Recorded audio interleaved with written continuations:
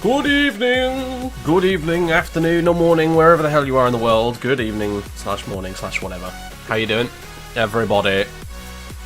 I'm glad you found that amusing.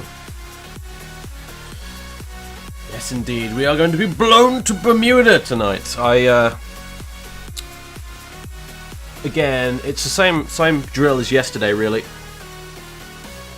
I'm busy with other stuff this evening, but for now, I've got until 7 o'clock basically to get us an airborne on our way to Bermuda. Thankfully, the flight to Bermuda is roughly the same amount of time as yesterday's, so it's pretty much perfect in that respect. And yes, I saw that Bermuda was on the schedules from Gatters here, and I just immediately was just like, oh my god. That reminds me of the Sword and the Stone. Right, we're doing this then. I was almost going to go to JFK instead, and I was just like, nah. I'm pretty sure flying to JFK from London in anything other than Concorde is treason of some description, so...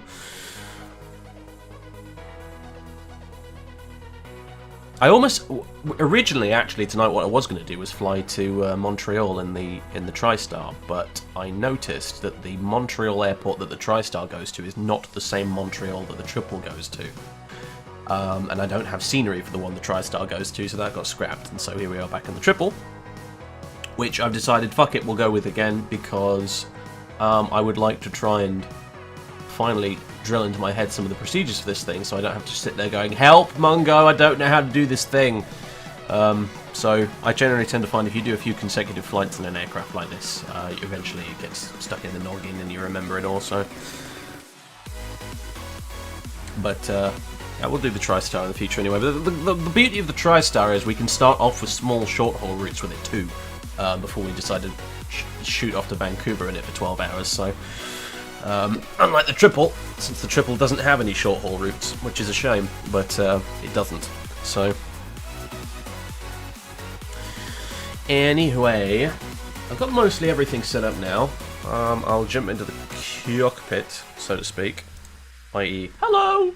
How you doing? As you can see, my gunners have arrived, and they've made quite a difference so far. My eyes aren't strained as much, and I don't have constant headaches. They're actually kind of incredible, I recommend them. And they also have a slight magnification effect as well, which is perfect for my eyes too, so... probably don't need these so much anymore. Anyway. Nice! Anyway. Although I was wondering why everything in my sim looked a bit yellow, and it's because I'm wearing these, so... I kind of forgot I was wearing them after a while, so... The other thing I like about them is they're designed to fit on your head with headphones comfortably, which my other glasses don't. So that's quite nice. So here we are. Welcome aboard. Back on board Romeo Alpha Echo Sierra once again. I don't really know why, I just felt like sticking with the old battered beast. With its knackered engine and stuff. I've just grown slightly fond of it, to be honest with you. It's based out of Heathrow. On the BAV website, it said I could use it. That's the only reason I used it, so never mind. I'm not reloading a different livery or anything now, because I've got BAVWear up and running, as you can see.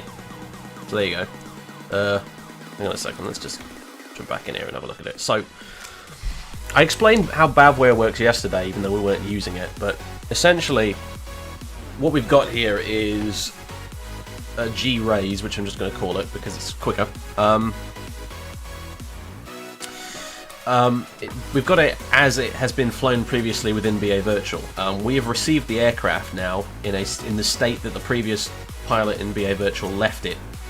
So, as you can see, it's had 106 hours logged on it.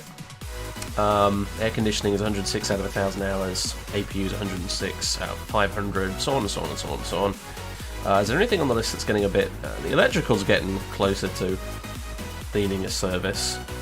As is the fire protection. As are the pneumatics, but other than that, the thing's in pretty good nick. I don't know what these do. Oh, I see, right, so you have to fly the bleeding thing over to Cardiff to get certain things fixed. That's interesting. If I was a senior captain, I could do these maintenance trips, actually. But I'm not, which kind of sucks, honestly. That's pretty cool. I didn't know that was how that worked. Very nice. Tech log, no reports in there. Okay, so something seriously went wrong with your plane. Check this box to inform the mechanics. Okay. So that's interesting. So not only do we have all this data here, but also the actual cockpit itself has been left in the state that the last guy left it in. So obviously we will want to do a little bit of a once over of all the switches and stuff to make sure nothing's in a silly position. So that's the idea. So it could be kind of cool. Never used this before, but it should be interesting. You're going to start using it as well. I recommend it, mate. I think it's a really cool idea, honestly. And it also means that when we're done with the aircraft tonight, I know I'll be bloody tired and I want to go to bed, but we will have to remember to shut everything down and put it in a state that another pilot would be happy to receive it in. So we'll have to make sure we do the shutdown checklist and everything, and the secure checklist, before we leave it. Although it's quite likely that we'll be the next one to use it anyway, because we want to come back from Bermuda fairly soon. At least that's the plan anyway, so yeah. Alright, anyway. Music can go away. Can unpause the sim, so to speak. And yeah, I suppose we'll... Let's see. So, well, we'll get it powered on for starters.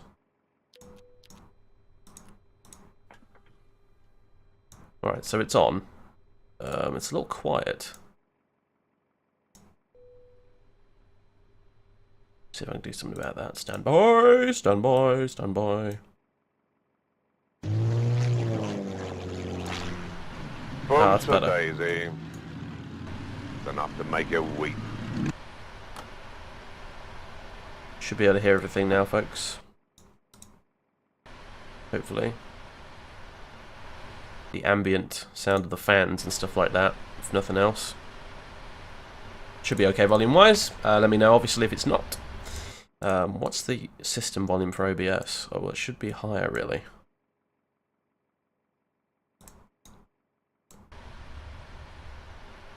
There. That should sound about right now. You should be able to hear all the background noise from the cockpit, but it's not. It shouldn't be too ridiculously loud at the same time. I've noticed that if I reduce the volume of OBS in Windows, that also reduces the volume of basically everything on the stream, which I didn't realise to begin with, which is why it was so quiet on previous streams, basically. So, yes. Right, well, kind of just waiting for the bits and bobs to boot up here, really, mostly, more than anything else. These all look fine. This all looks fine. Arm the emergency exit lights. Crucially, the hydraulics have been left in a good state. No electronics are set to auto. Seatbelts are off. The pumps are all off. The lights are all off. This is all fine. Gaspers on. Reset fans can go on, I guess. This is all fine. The packs are off for now. Can you hear that? I mean, not the fucking police car outside, but the fans keep cycling up and down, I've noticed, in volume. But anyway, never mind. I think it's done that before, so that's normal. Bleed air is all set to automatic, and the engine bleed valves are on. And that's all good, yeah. So we're all fine up here. Turn on the radios.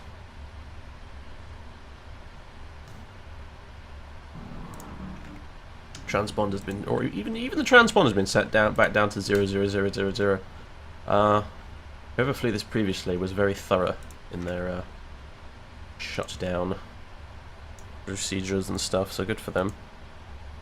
Thanks to the host, Uni, by the way.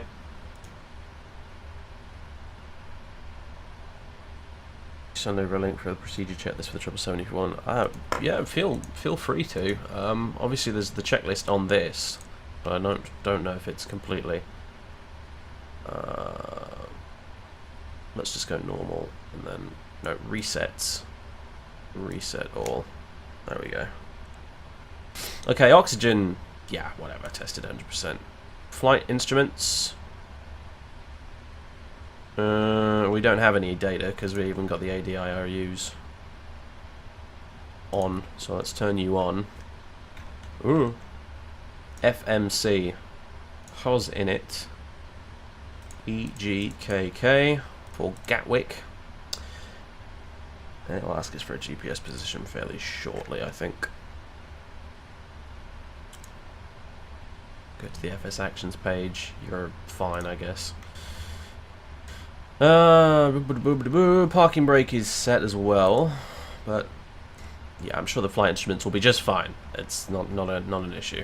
Parking brake is set as well. At least it should be. It is now. Okay, there we go.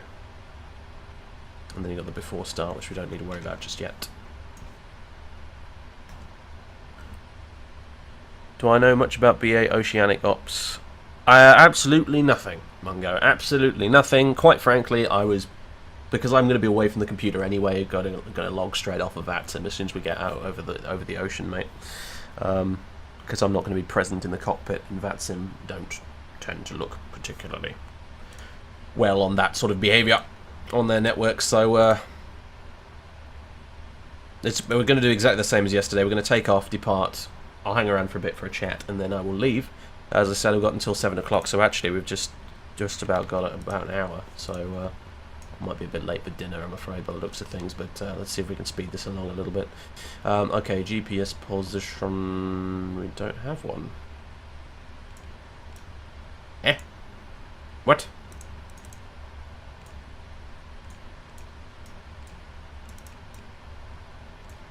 Oh, there we go, now we've got one. Right, in you go. Alright, we're starting off at Gatwick. Well, actually, let's just put in the company route, which I think I need to drag into the folder. My bad. Should have done this earlier. Yep. Boobity boo. Where is it? Prepared. PMDG. Flight plans. 777. EGKK TXKF. Alright, so if I now go EG... oh, whoops.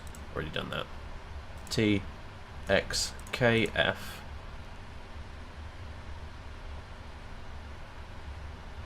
I'm not sure if that's worked or not. Activate. Legs. Oh, yes, it's all in here. Fantastic. Okay. Lovely, lovely, lovely, lovely.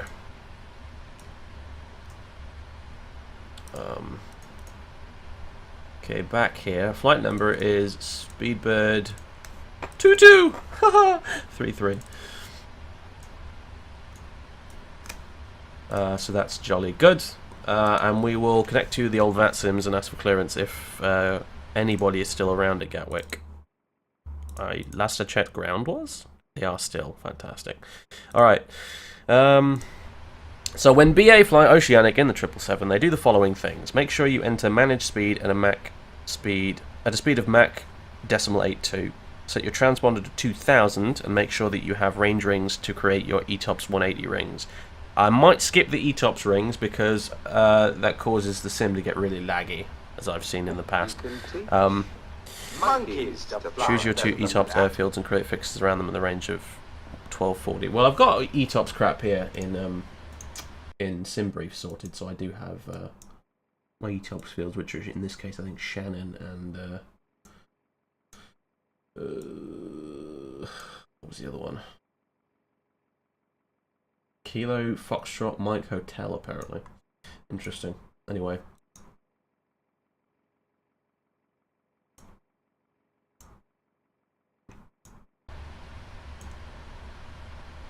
Yeah, no, I probably won't bother with the ETOPS range rings because it does cause your frame rate to go to shit because there's some... I don't know what it is. There must be some sort of memory leak related to range rings when you make them too big. Otherwise I would, absolutely. So,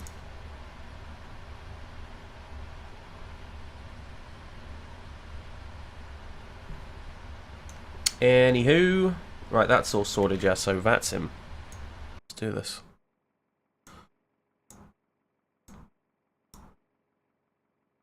We are Speedbird 2233.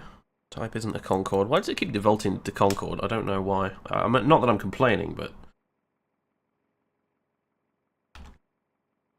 In fact, it's quite complimentary that it likes to default me to Concord, but there we go. We are now connected. Well, it's in the process of connecting, I'm sure. The frequencies will pop up on my left-hand side in a second. We've got London North. We've got Gatwick Ground. Fantastic. 121.8. I've used a real-world flight plan today, by the way, guys, because I think, because Bermuda is technically like a UK territory or something like that, FlightAware actually have the full route for Speedbird 2233, which is currently en route right now in the real world, as you can see. There it is. My view has just totally changed in the sim for some reason. I'm not sure why that happened. Uh-oh. Anyway, can I fix this, please? I'm not sure what the hell I pressed to make it do this, but I don't like it.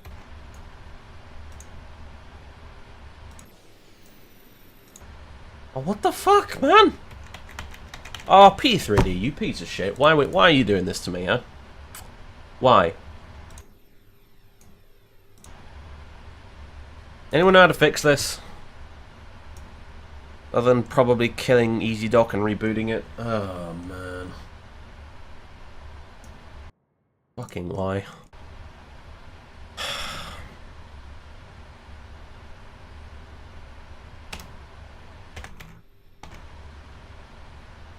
Alright, I'm gonna kill EasyDock and start it up again. Piece of shit program.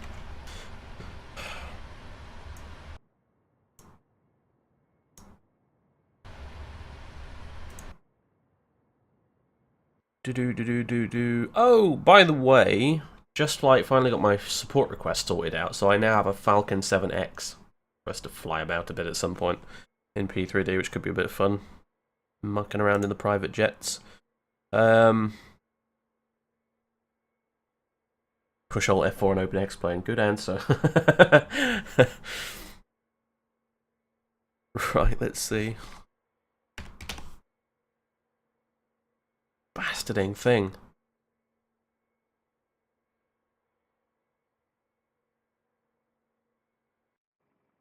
There we go. Job done. Okay, fantastic. Stupid EasyDock. Alright. Where was I?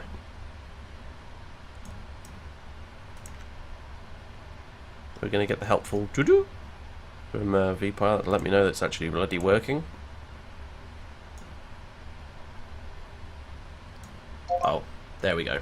The mic, I forgot. Speedbird 2039 holding at Juliet 7. Ouch. Allow me to turn that down.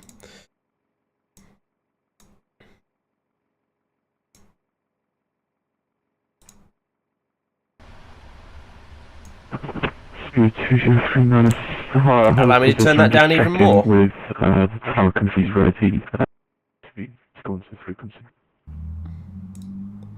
Okay, no problem. I think that's better. Jesus H. That'll wake you up. Right. Okay, so are we in and is everything working now? Have we got our plan and everything? 2233 to Bermuda. Fantastic. Okay, wait, what stand are we at right now? I know it's not going to match my chart because Gatwick completely changed the stand numbers some time ago after this scenery was released. According to this, we're on stand 5.8 though, looking at the scenery. So I'll just say we're on stand 5.8, which is probably 5.58 actually, with the new stand numbers, but maybe there's a fix or an update for that I missed, but never mind. Okay, let's be with 2233. We do. There's no ATIS. What the heck? There's no ATIS at all. Alright, well, we'll just say we've got the QNH, which happens to be what exactly right now? Or we can find out. Standby. No, no, that's the quicker way of doing this. It's called the METAR command in chat.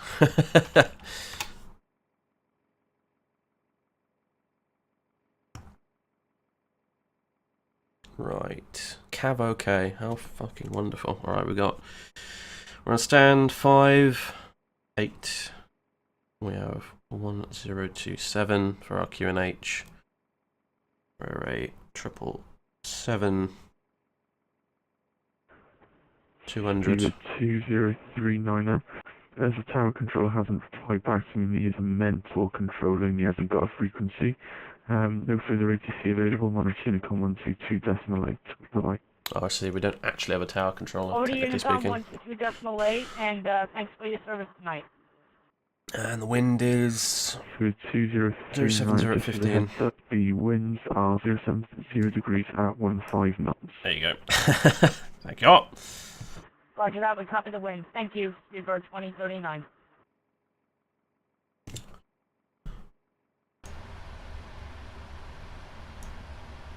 Am I missing anything in the old chat here?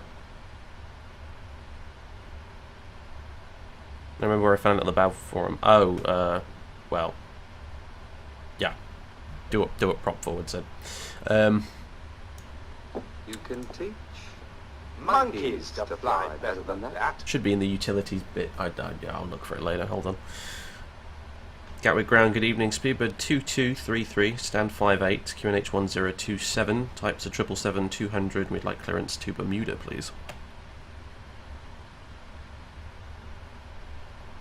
So 2233, contact Gatwick delivery 121.950. Oh, 121.950, Speedbird 2233, thank you. He popped up out of nowhere. Except, well, you know, stand by. Yeah, he literally just came on like 2 seconds ago. Okay.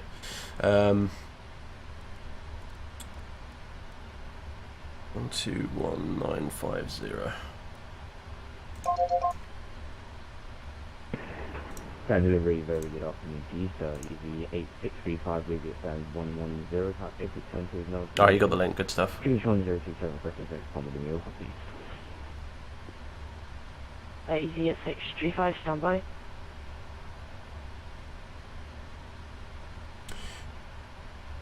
Boom, boom, boom. Been a while since I've taken off out of Gatwick, honestly.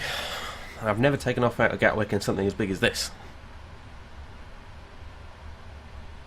I'd like to hurry this along, really. We've got an hour, just under an hour, actually. Easy at 635, you're clear to Palma on the Seaford 4 Zulu departure, squawk 7705. Seaford 4 Zulu, squawk 7705, easy 8635. Easy at 635, correct, QH 1027. You need to read back the Q&H, mate. Never mind. Gatwick delivery, good evening. Speedbird 2233. We're at stand 58, QNH 1027. We're at 777-200. We'd like clearance to Bermuda, please. Speedbird 2233, got delivery, good evening. You're clear to Bermuda on the Southampton 3 Zulu departure, squawk 7664. Clear to Bermuda, Southampton 3 Zulu departure, squawk 7664, Speedbird 2233. Monkeys to fly better than that. Speedbird 23, corrections 2233, correct. Fantastic.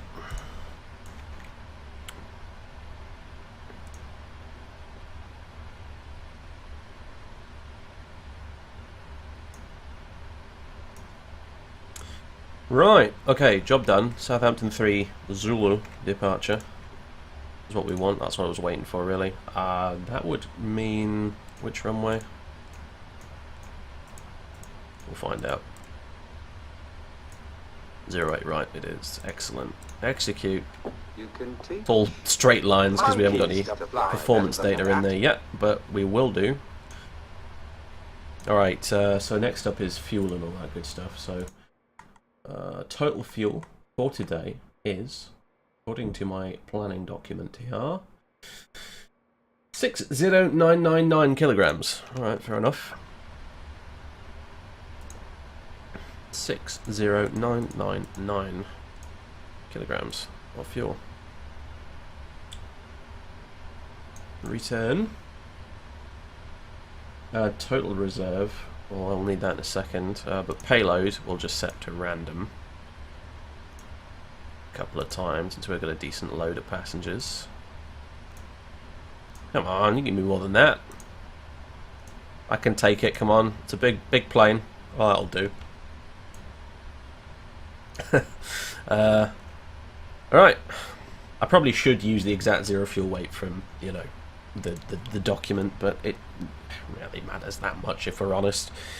Okay, gross weight, zero fuel weight, blah blah blah. Reserves. Total reserves for today are 13 tons. I do love the fact that the Cirrus briefing document format actually gives you a total reserves. So that's nice and easy to read. I didn't initially like Cirrus very much, but I've gotten used to it now, and I actually quite like it. Anyway, cruise altitude to begin with is actually a paltry flight level 240, and then it's a fairly quick step climb up to 360 later on. Cost index is I don't know. SimBrief says 15, I'll put in 15, but as Mungo said, we need to set Mach decimal 82 anyway, heading out over the ocean, so it sort of actually doesn't really quite matter. You might have to repeat that bit for me later, Mungo, so I can actually see it, because it's lost in the chat now somewhere. Mike Sierra, ready to copy VFR to Humberside. November 700 Mike Sierra, standby. Is that how that works? I'm pretty sure you copy your VFR clearance at the runway. You don't call delivery, but unless Tower told him to call delivery. Weird. Anyway. Sorry, what did you say there? Hello, Dave. Alright, again, because I'm a lazy cunt even, my brain tried to censor myself there, and I don't really know why. I'm going to put in 50 degrees, without bothering to use Topper or Topcat or anything like that. Probably should one of these days, but baby steps. What can we get out of flaps 5 with this thing? Nah, I think we'll take 15, thank you very much. That's a bit better.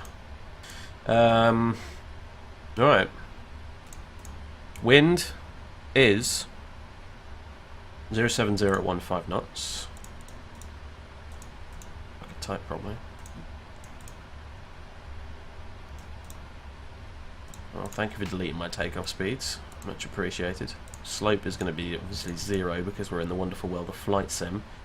And I'm not sure what I should put for acceleration height. If I delved around in charts long enough, I could probably find the answer, but I'm in a bit of a rush tonight, as I said, so I'm going to be skipping on a lot of the important stuff, or semi-important stuff. Alright, takeoff ref page done and dusted. You can go to legs. You're still in all weird straight lines. I'm pretty sure you shouldn't be. Have I missed something here?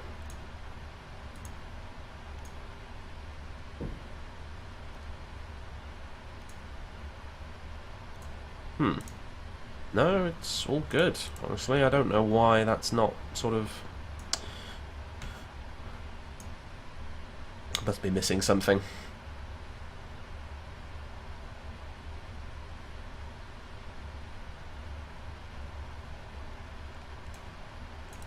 Well, I don't have any wind data yet, do I? Let's go route data, wind data request.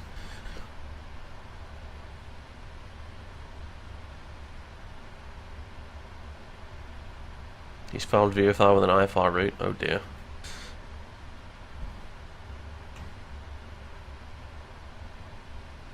Oh yeah, I forgot we have to wait a little while for this. Oh, apparently not. Load. Execute. And the descent forecast we don't need right now. I'm just going to get rid of it.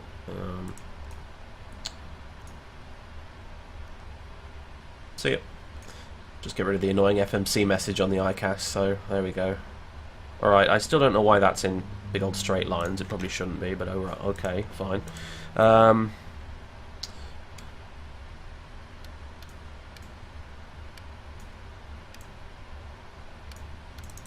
really using the wrong side for this, hold on.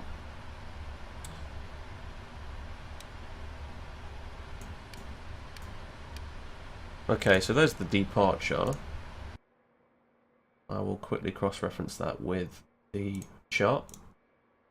and see what we've got, because I don't trust any plane, even if it's made by PMDG, to do every departure correctly.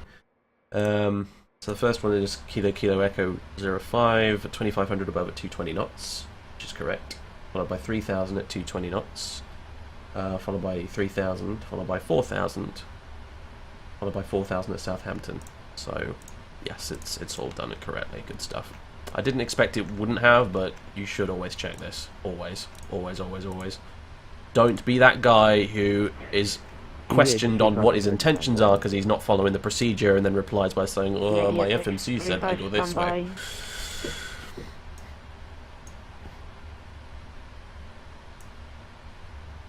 Need I reference Keith's video? You know, it was the FMC, Your Honour.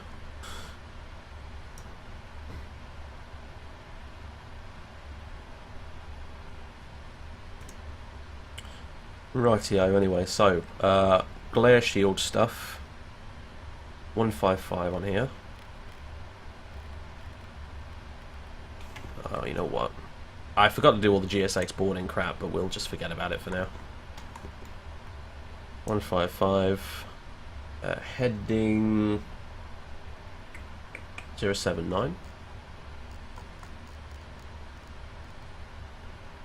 Altitude 4000. Flight directors would help before you go trying to arm it LNAV and VNAV, which are good. Auto throttles are already armed.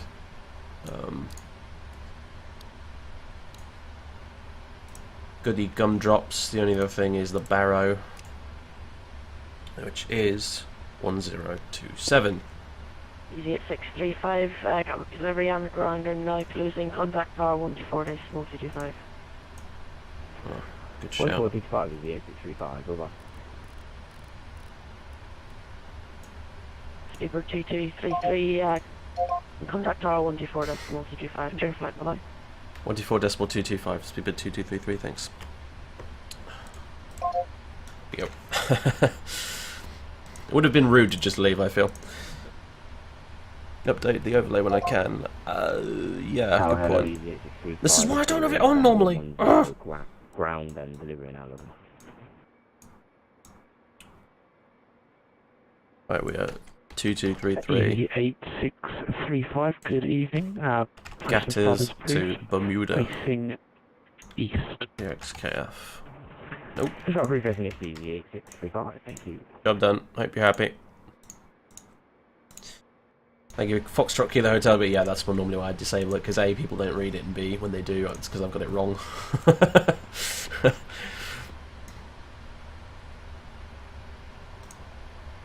Right, so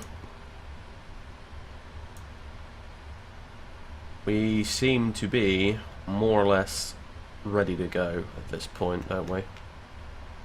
Flight deck door closed and locked. Passenger signs, good point, are on.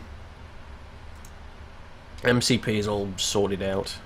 I'm not doing the proper responses to these challenges in case it wasn't obvious. Takeoff speeds are done. CDU pre-flight's completed. Trim. Good question. Right. Well, good point, rather. We'll pressurize our hydraulics. And we'll set our trim, which is 3 units in our case. So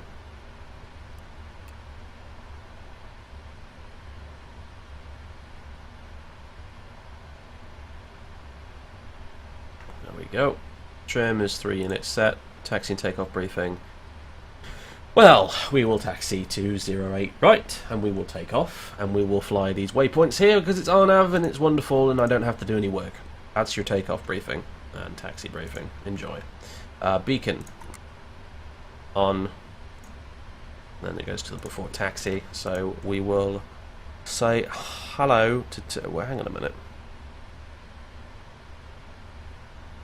Just a second. I was told to contact tower, but ground is still in fact online. I'm not sure what I should do in this circumstance.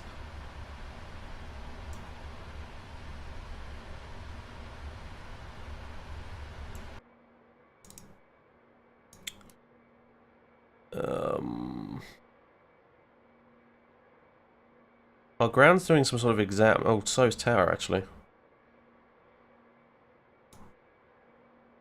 sure what to do, honestly. Let's have a listen into ground.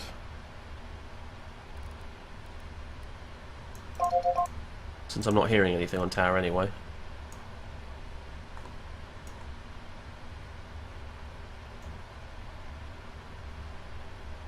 Chat's just gone deathly quiet for some reason. Nobody's talking at all. Help! Whatever. We're more or less ready to push back. I'll get GSX on here so they can start beeping away at me. Oh, shit. Before I do, though. Well, actually. Yeah, before I do. Doors! Doors, my friends. Doors. Things that you probably want to close before, you know, taking off in your aeroplane. Hello, AR380. Alright, now I understand why you're all... why none of you are saying anything. It's because you're all fucking idiots and you don't know what on earth is going on.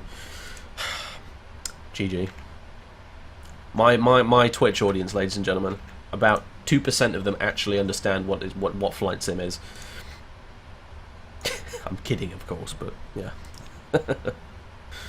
Don't forget Phoenix. Good point, Robbo, thank you.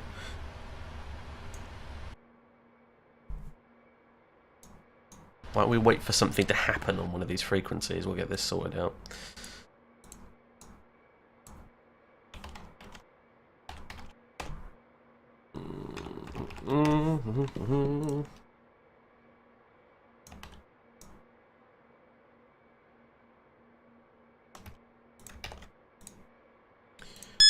We'll start it up now. Evening honey roasted cashew yum yum.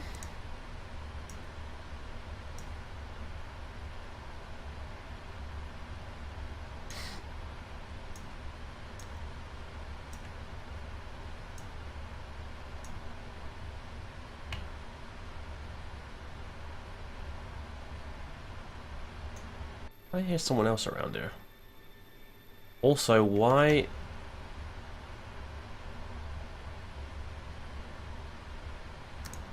Ah! Gentleman who previously used the plane left the runway turn-off lights on for some reason. Okay, well, fine. I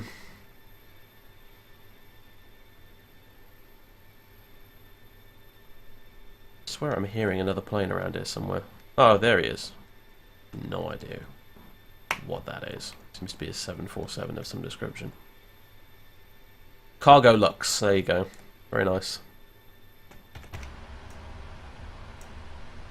Hello, Pork.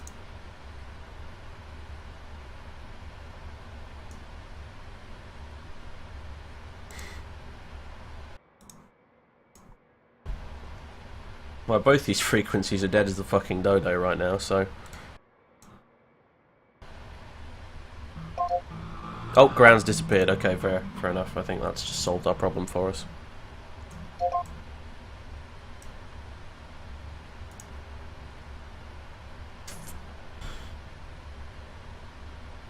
Gatwick Tower, speedbird 2233, fully ready for push and start, stand 58.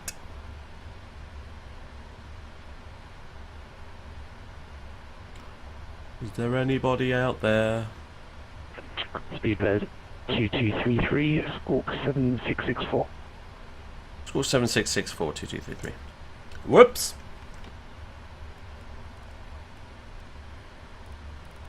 Don't say fully ready if you're not fully ready, you plonker.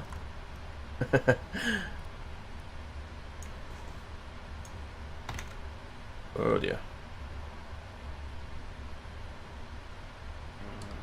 Gatwick Tower, good afternoon. Spycheck 156 requesting IFR clearance to Birmingham. Hello, Angry Beaver.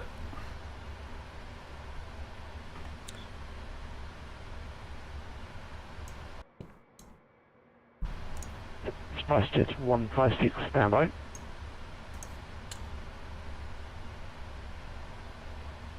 Gatwick Tower, speedbird 2233. We really are fully ready this time, honest. Speedbird 2233, roger, it push to start approved, face south. Push start approved, face south, speedbird 2233. Okay. Right. Pushback departure, nose right.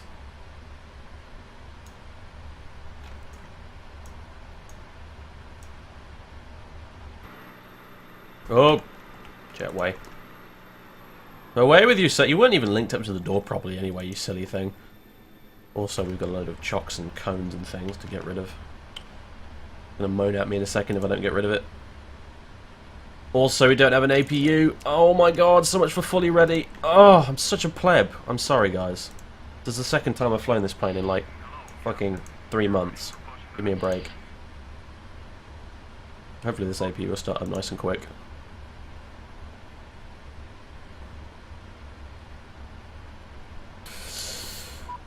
Oh dear.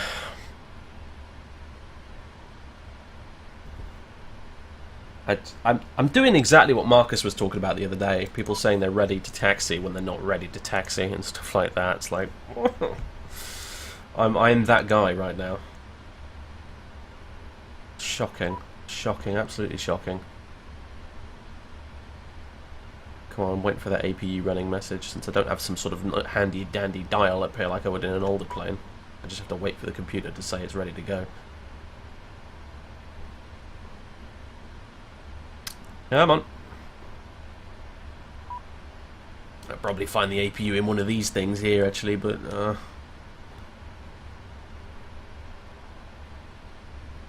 electrical, maybe? Come on. Come on, come on, come on, come on. APU running! Fucking fantastic. Let's go.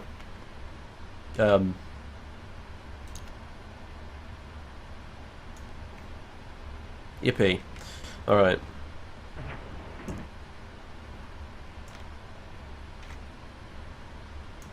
I don't know what I'm doing in this seat. I belong in this one, clearly. Definitely not deserving of the left-hand seat. And easy 635 holding, Juliet 3. Easy 8635, clear for takeoff, runway 08 right, surface wind 070 degrees, 15 knots. Got about 30 minutes before I have to go get me dinner.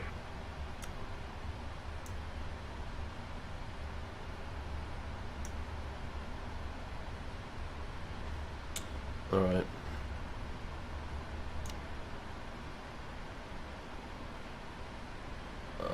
Project Tower, good evening, EC. Which one use the engine? Echo standing on gate 109, radio check. Easy 76 Whiskey Echo, good evening, visibility 5. Packs need to go on. Well, isn't that backwards and contrary to every other plane I've ever flown? You say so, Mungo.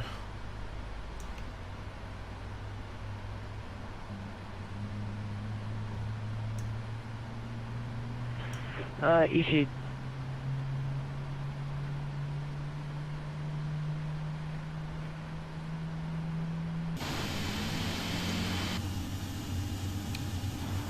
Gatwick Tower to the evening, EC73 Whiskey Echo, standing at the gate 109er, requesting the Alpha clearance to Amsterdam.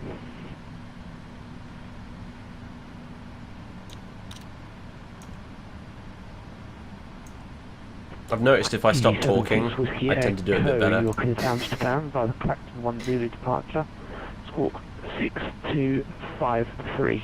The stats button shows the APU still spooled up. Is that where they've hidden it away? Fair enough. Clacton 10 departure and squawk 6253 for EC73 Whiskey Echo. Yeah! Apparently he was having a yelled conversation with someone. Whiskey Echo reback is correct.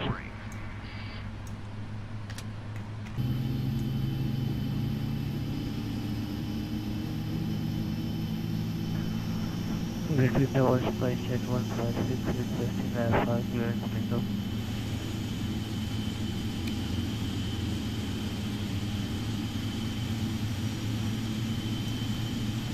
Gatwick Tower, confirm the runway 46 Whiskey Echo. The 76 Whiskey Echo, runway 08 right is engine. 9608, right? 8376 Whiskey Echo.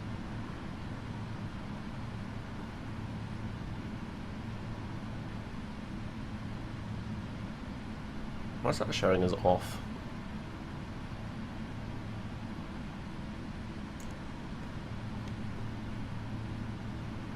Well, our anti-ice says required a recall. Is where's the fucking recall button? There it is.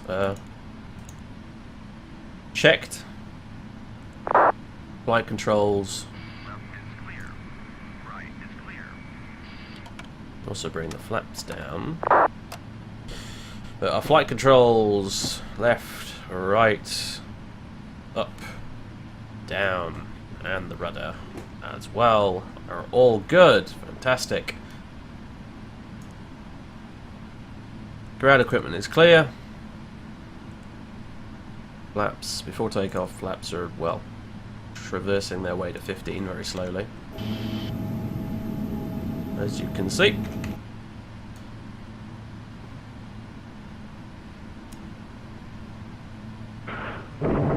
Gatwick Tower, Spaceship 156, radio check. Spaceship 156, variability 5. I don't seem to have about a flight plan for you.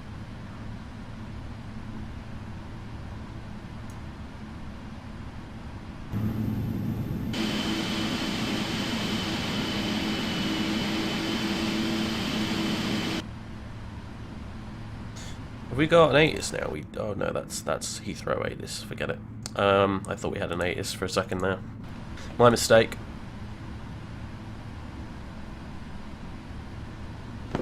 Right.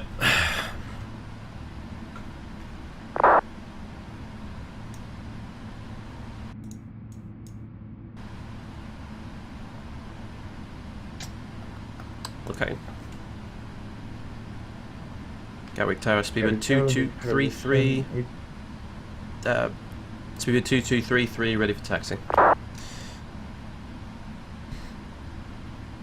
Speedbird 2233, stand by.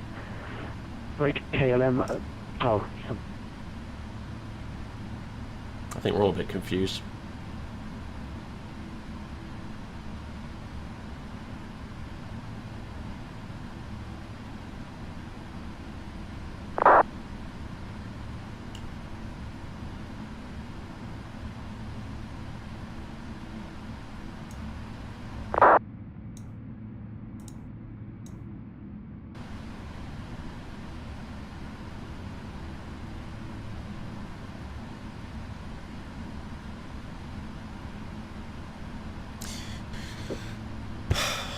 How is everybody then?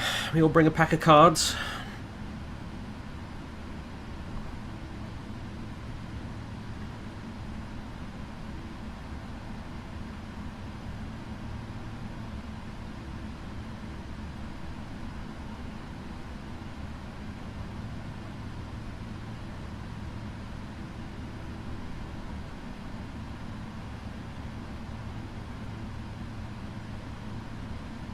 Everybody, anyone here ready and willing to be able to answer a few questions about Navigraph and P3D, preferably Whispers?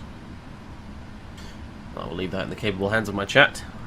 I mean, if you want to ask me on the stream, that's not a problem. I'll just wait till we're up in the air.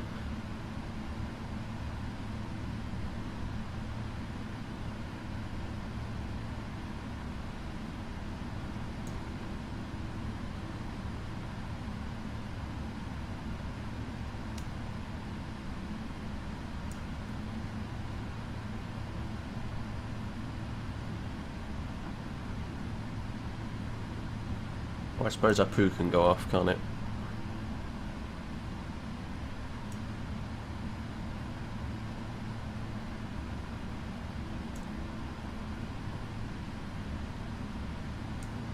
Speedbird 2233, taxi to Juliet 3 for runway 08 right, via Quebec, Kilo, Romeo, Juliet. Okay, Juliet 3 at 08 right via Quebec, Kilo, Romeo and Juliet, speedbird 2233. Lovely jubbly, so straight ahead, and then...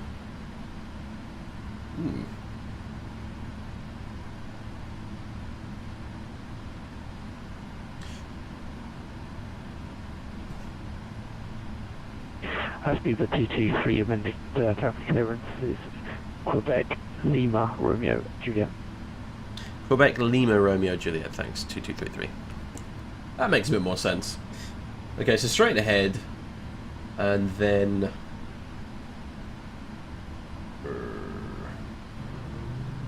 then right, I think. Yeah, then right, then left again, and then right down onto Juliet. Okay, I got this. I got this, guys. I know where we're going. It's cool.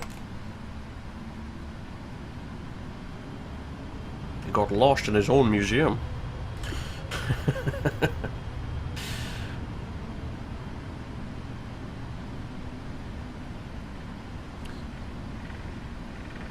Delta Tower is Carbon 785. Pushing the recovery at 251 and there's a very far to Luxembourg.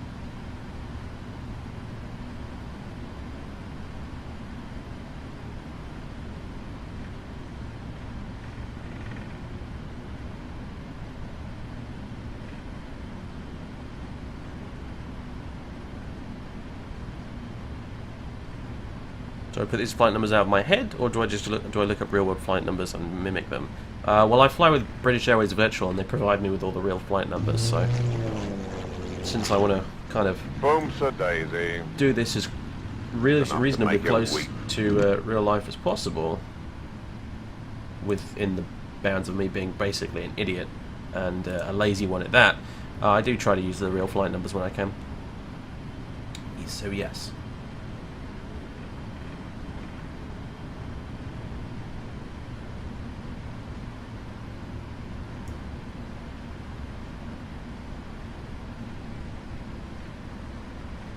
Look at that big old cargo lugs. Is that, like, traffic, or is it just part of the scenery? I'm pretty sure that's actual traffic. Very cool.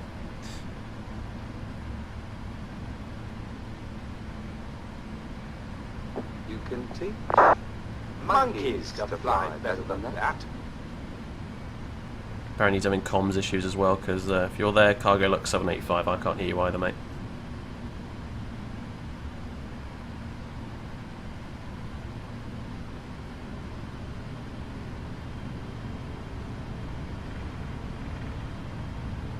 Just makes me wish I had a good 747, to be honest with you, more than anything else, seeing that thing sat there.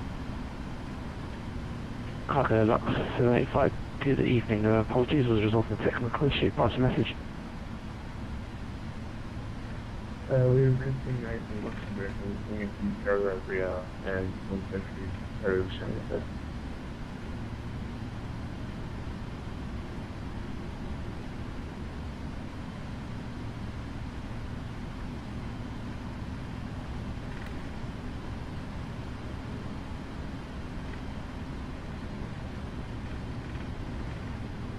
What's the top taxi speed for the 777? Oh, no idea, mate. Probably something like 25 or 30 knots.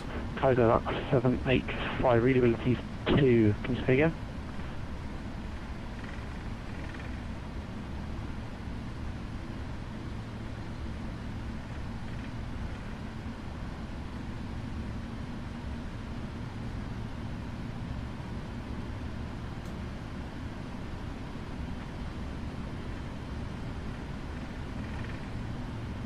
Right, this is Juliet here. Don't make the mistake of accidentally ending up on 26 right.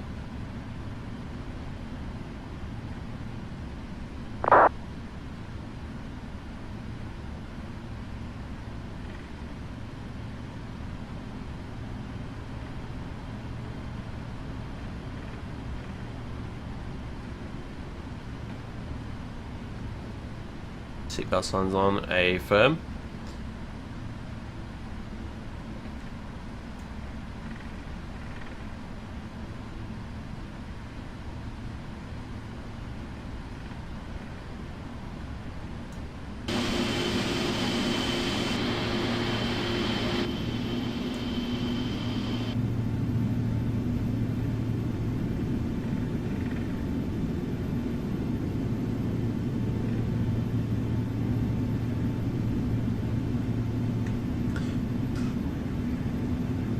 UC 736 Whiskey Echo, pressing pushback startup at gate 1090.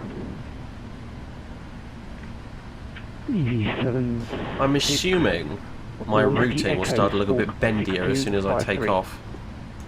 But at the minute it doesn't look quite right. Too many straight lines.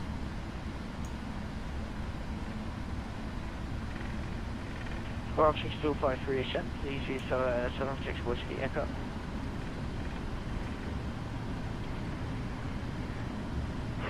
EV76 Whiskey Echo, Christian South, cruise face west.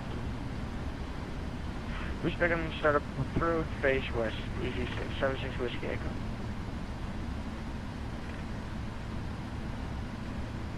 There's a gigantic spider outside my window, by the way. He's made a great big web right in front of the window pane. And he's sat there right now wiggling away. It's probably a sheet, actually, now that I think about it. But it's the one that... You know, remember ages ago, and I was sat there and commenting on the fact that there was a wasp and a spider having a fight, and I thought the spider had lost because it just sort of sat there for about a day and just didn't move. Well, it didn't lose. Well, I mean, it didn't win because the wasp got away, but it sure as shit wasn't dead because now it's even bigger and it's just sat there spinning more and more web. And frankly, I'm terrified to open my goddamn window. The SID is perfectly normal for London Gatwick. Yeah, I know. I just I don't know. Whatever reason, I assumed that once I put the performance data in, it would calculate those turns a bit better, but I guess not.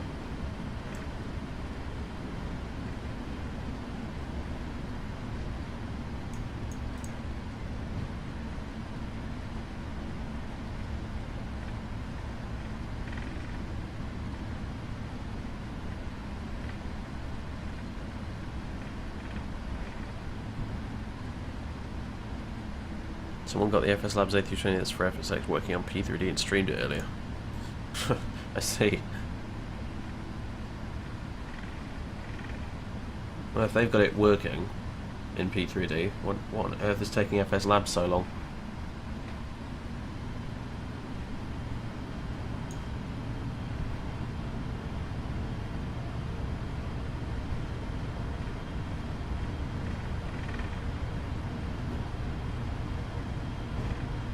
You want to talk to me about high angle of attack on flaring? Fucking hell.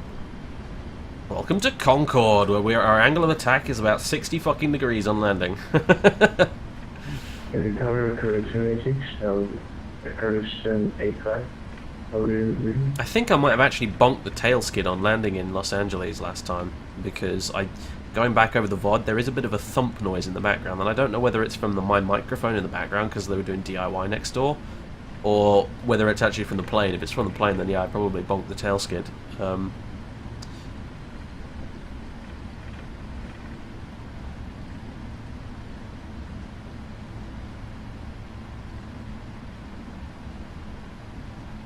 He said Juliet 3. Oh no, I see it now. I know where it is. Okay, cool. I was a little confused there for a second. After yesterday's fun and games in Dubai, I'm starting to not trust my ground charts quite so much. Squawk 0353.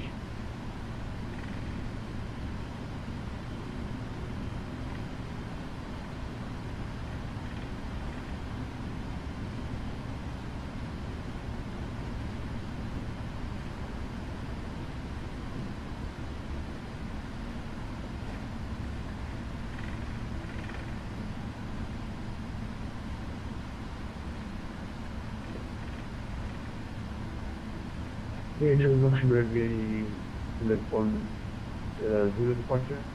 So 03, actually. Not so much for Cat Straight. No, he didn't have a lot of luck, did he, really? I love Marcus's reaction to it, which was just like, why did he even try to fly into the building? Can you just confirm this for me? And I was like, well, good point. Good point. 6 Whiskey Echo requesting taxi to Runway 08. EV76 Whiskey Echo standby. Standby. No, you don't say standby. Standby means shut up. Oh dear.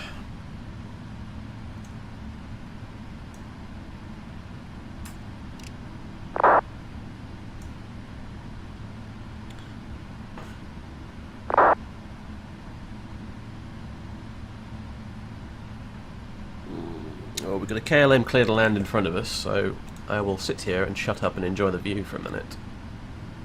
Oh, there he is. Hello.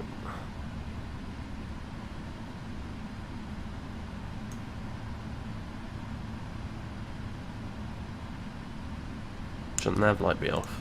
It is off. Silly bugger. DC76 Whiskey Echo, taxi to hold Juliet 3 from 08 right via Kilo Romeo Juliet. This is Juliet 3, 08 right to Romeo and Juliet, DC76 Whiskey Echo. Oh, glad to hear, Mungo. Yeah, the audio on your stream definitely needed fixing, mate. There he comes. I'm sure the VATSIM update rate will make an absolute meal of his landing, but you never know.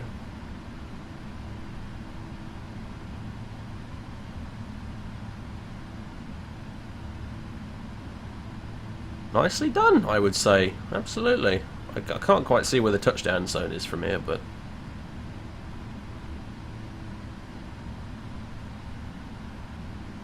I think he just about nailed that. Nice one.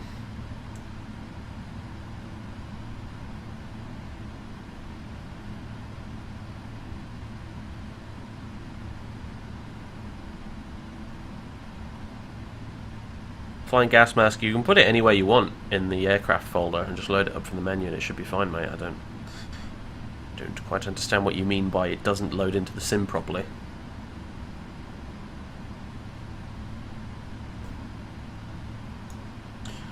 Require more details.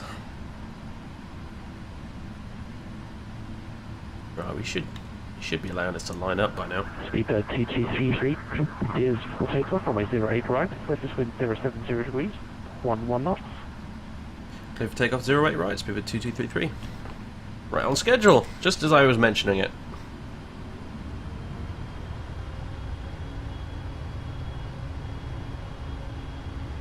Okay, we already did the takeoff checklist, which consisted of only the flaps, but own mental checklist. RTO is set on the order brakes. Our strobes are on, all of our big lights are on, we're TARA on the transponder, and TCAS and whatnot, so yeah, we're good to go.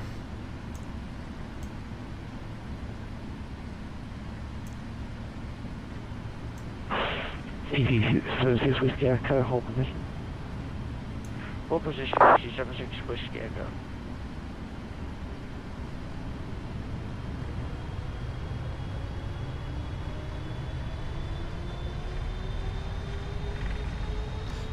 Stable, Toga. Now runway 026, port 7278. En route to runway 08 right, via the after 2 Bravo.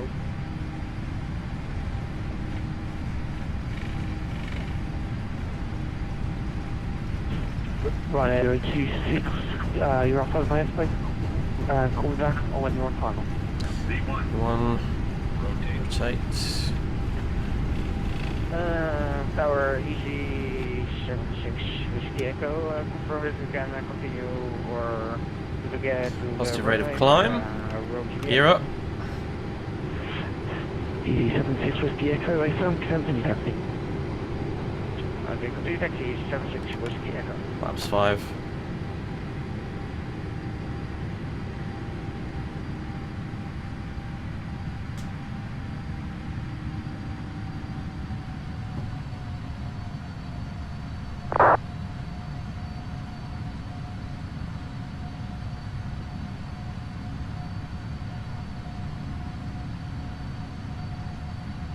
Speedbird 2233, no further ATC, Unicom 122.8, bye-bye.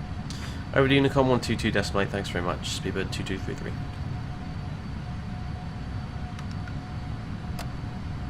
Laparoonies 1.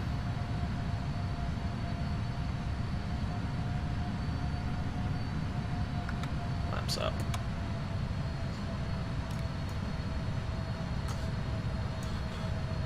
Do do do do do do do do. Sim stuttering, not good. Alright, it's not quite managing to stay at 220 knots, but it should be, really. Never mind.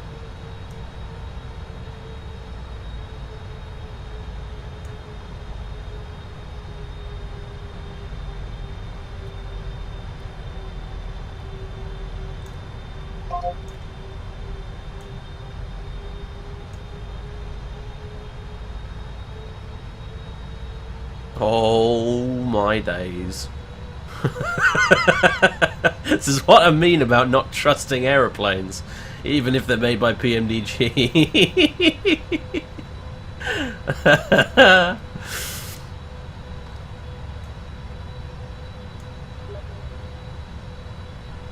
Oh my days. Alright, heading select is green.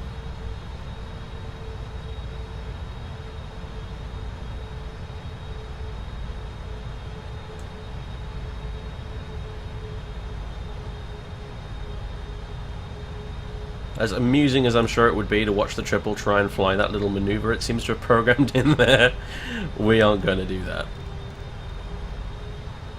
That is not going to happen, I'm afraid.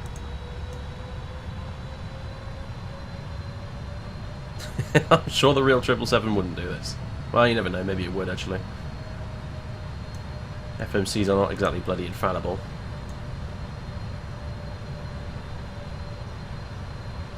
My frames! I do actually get significantly better frame rates when I'm not streaming. I have tested this, but to be fair, they're not too bad when I am streaming either, so I don't really mind.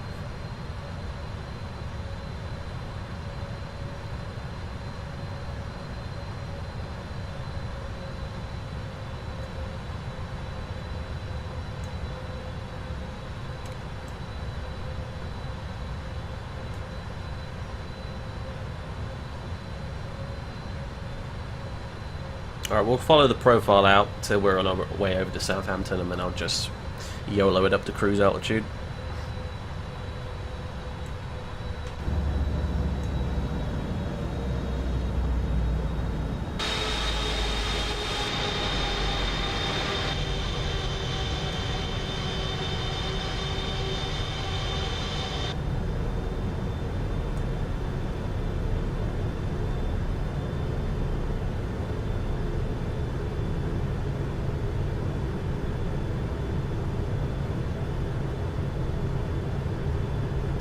I should turn off my road traffic as well, actually. I don't know why that's turned on still.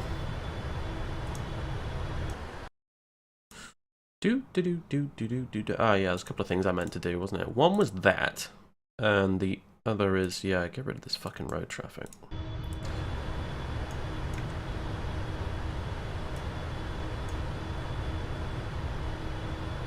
That's actually made quite a bit of a difference. Well, at least in my head it seems to have. Do I have new glasses? Yeah, these are my Gunners. They arrived today. They're glasses designed for sitting at computers for unhealthily long periods of time. They have these... Oh my god, everything looks so blue now. Whoa. They have these tinted lenses in them that gets rid of blue light. And as a result, I'm not constantly squinting at my computer screen. And I'm not getting headaches all the time and stuff like that. They're actually fucking impressive things, really. Like, for 60 quid. I honestly recommend them if you have to sit down and spend a lot of time at computers and you're getting headaches a lot and things like that. Get a pair of these. You can actually get prescription versions as well if you want. I didn't bother though. Even though I probably could have, but it would have cost me like 200 quid, so.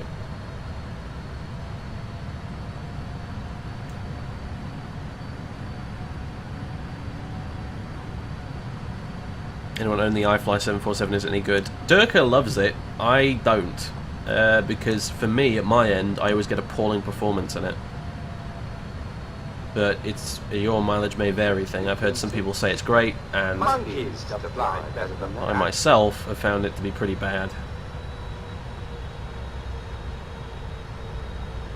I have to take up check this is all sorted as well, by the way. And that's it till descent. So I can get rid of you.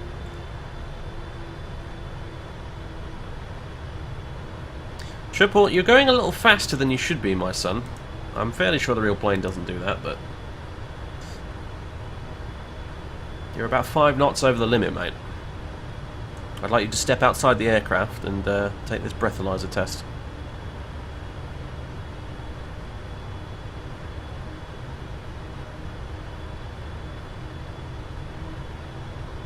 You could do the A330 or the 767 for across the pond, uni.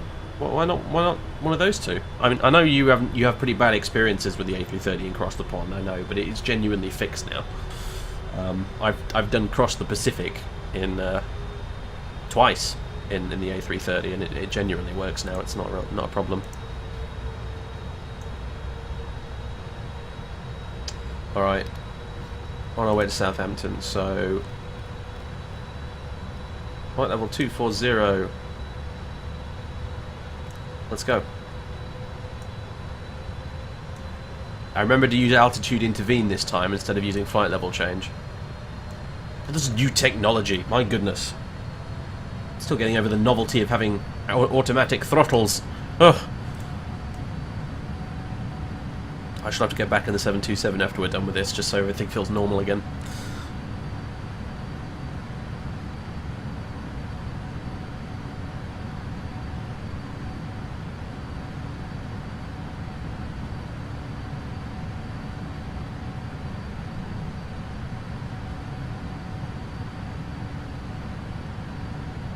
So we're going up to 240 until... Oh, come on, where's the thing for this? Here we go. We're going up to flight level 240 until we get to Gibso, and then at Gibso we're step climbing up to flight level 360. I'm not entirely sure why this is, but we'll do it. And then just after 43 north, 05 west, we'll be step climbing up to flight level 380. Not too long before the descent. The vertical chart, if you want to see a picture of that instead of a bunch of confusing numbers, looks a bit like that. Up, top of climb, and then up again, and then up again, and then down. There you go. That's the actual route, along with all the wind barbs and stuff for various altitudes. More weather data here. Ooh, that looks interesting. We might catch that storm just in time for the other end of the stream. Nice one. Anyway, yeah.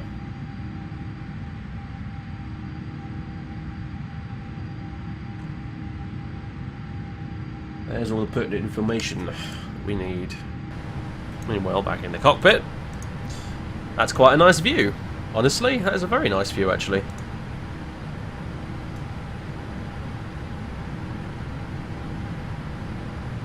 What's that look like with my glasses off? Very purple. My eyes need to adjust slightly, I think. I get this when I've been reading on my Kindle at night with the red light option turned on, and I get up and go to the loo, and I just have a big green square in the middle of my vision. It's very strange.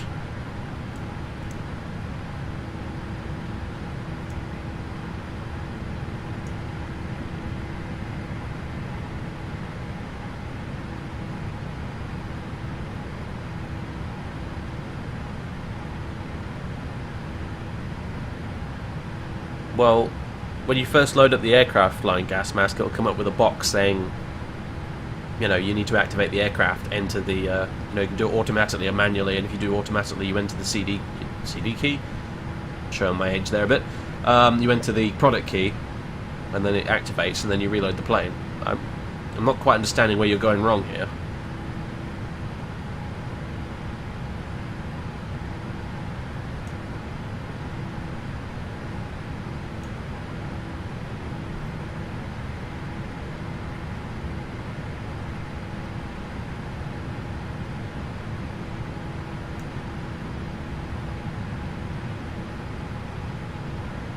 That is quite pretty, actually. Look at that. All the little bits of water and stuff. Reflecting the sun off them. Gorgeous.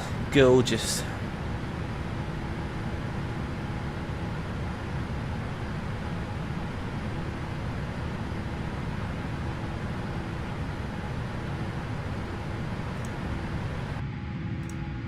How's the audio, by the way? Is the balance okay? It should be a damn sight louder than it was yesterday, but Obviously, I don't want it to be too loud.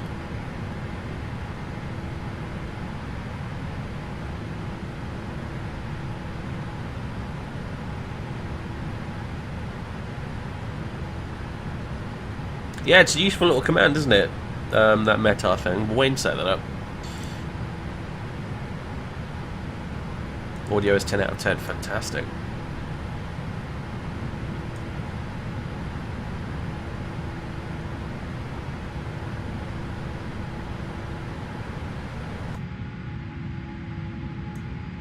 Dave, your country doesn't celebrate Thanksgiving, right?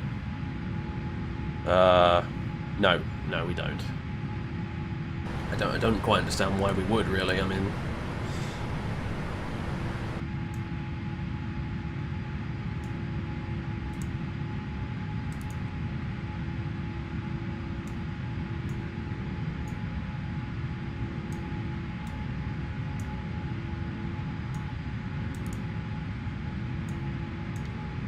don't mind me just changing the affinities on a few processes in what do you call it, Task Manager to try and get it running a bit smoother. Seems to have changed basically nothing, but sod it.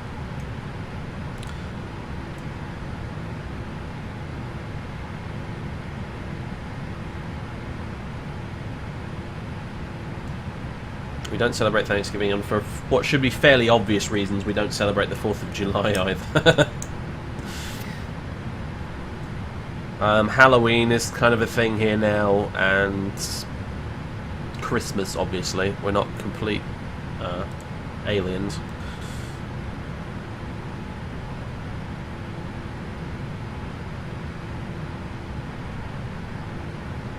We have Bonfire Night, or Guy Fawkes Night, depending on what you want to call it, which is a weird sort of celebration of Guy Fawkes nearly blowing up Parliament. Which is always good fun, lots of fireworks and bonfires and stuff like that. Lots of blowing things up. We all basically turn into Americans for an evening. It's actually quite good fun.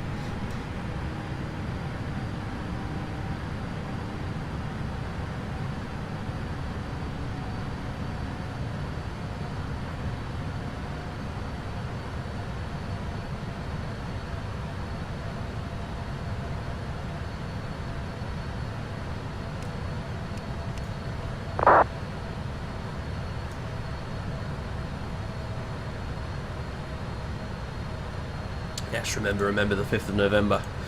On that note, World Flight is starting on the 5th of I'll start again. World Flight is starting on the 5th of November this year, I believe, unless I've misremembered that, which would be ironic, wouldn't it?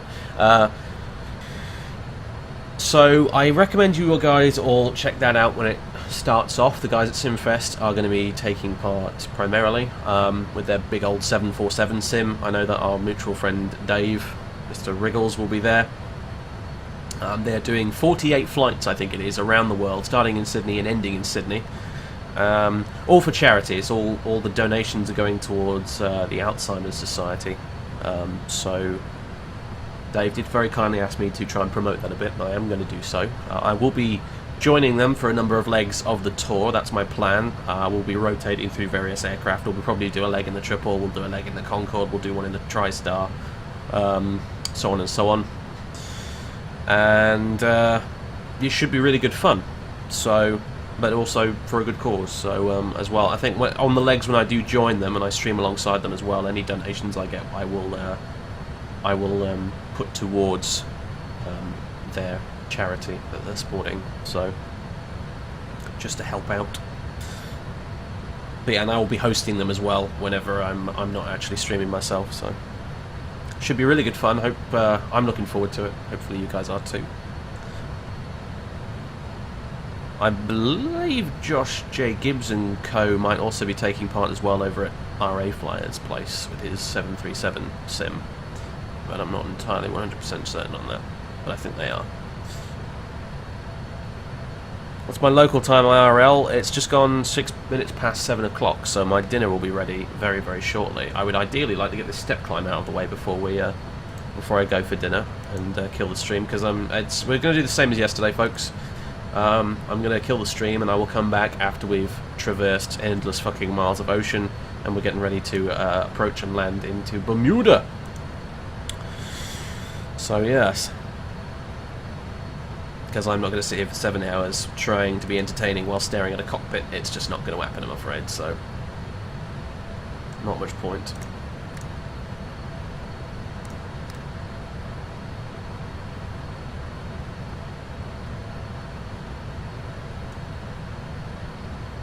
So I'll stick around for a little bit longer, mostly until I get the call for my food being ready. I imagine. At the very least until I get the step climb, which is going to be when, precisely? Just need to double check that. Okay, just after Gibso. Which is right in front of us, thank Christ for that. Got a tattoo, man, yeah, no. It's against the Twitch terms of service, technically speaking, so I'm not going to indulge in that. I will actually just leave. And probably host someone else in the meantime as well, actually. That's what I did last night with Durko, so... Speaking of which, who is out and about? Nobody. Nobody. Well, great. That's just fantastic. Well, if any of you are watching and you fancy doing a stream tonight, I will give you a host if you start it within like the next 15 minutes.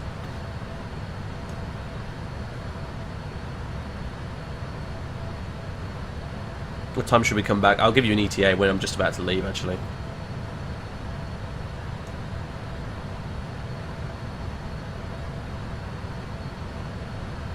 It's recommending 320 as opposed to 360 that Simbrave gave me.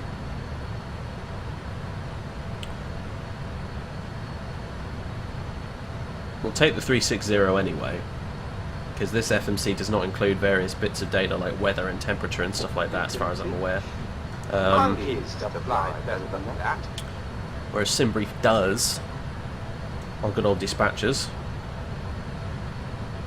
So I will take that data instead.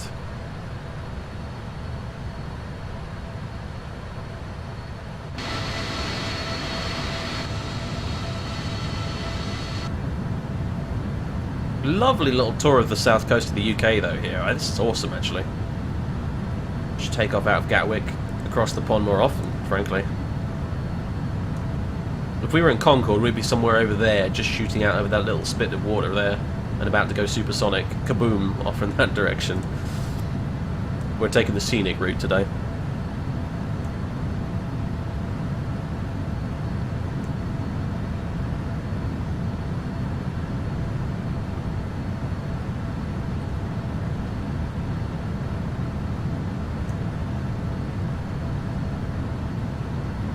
We're going westbound as well, so we're going to end up sort of stuck with this slightly odd perpetual sunset for a while.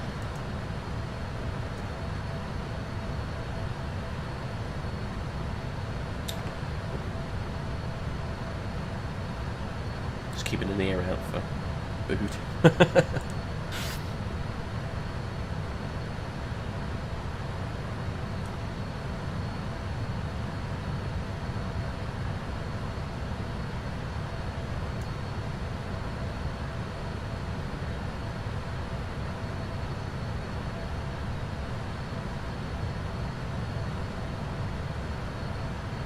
The beige beast, yeah. I almost want to draw that on the side as like nose art, like down here somewhere. The beige beast. You know, like how the Delta one's got Spirit of Atlanta or whatever. Cruising flight level 240. Believe it or not, check this out. Look, see. Flight level 240 until Gibso. We're about to step climb, as a matter of fact. In fact, we can right now. We could just, at this very moment, step climb to 360. But yeah, for the initial bit here, we were at 240.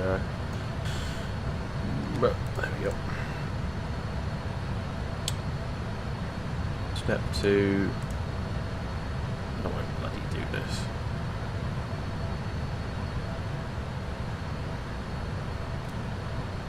Archie intervene, just do the trick. Looks like it will, fantastic.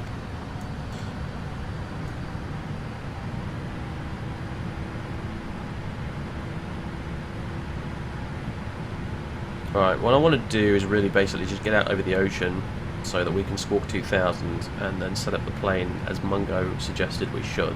If he's still here, I'll be ready to copy that message again you sent, because I've forgotten most of it, I'm afraid.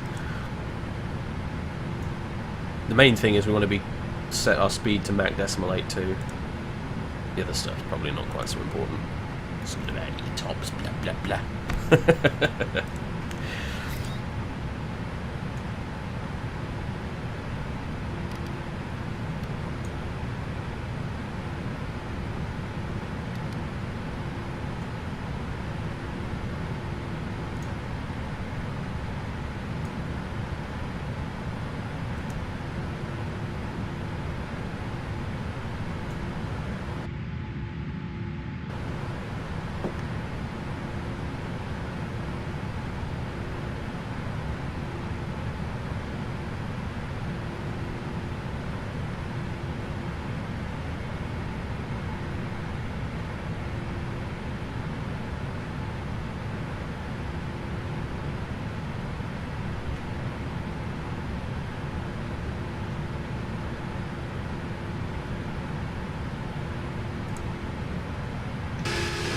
Power!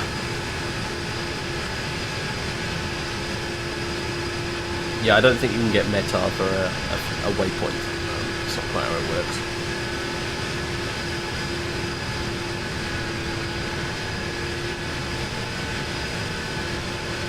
Those engines, they really are comically big, aren't they? They look like they were designed for a plane about twice this size.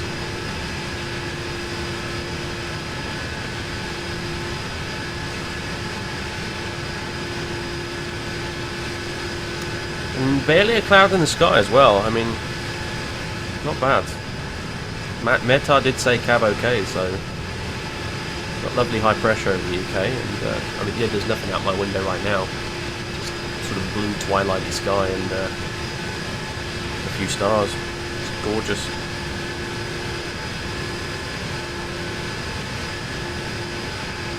Crash, got that NTLL DLL error. Oh, rip, man. Have you got an autosave at least?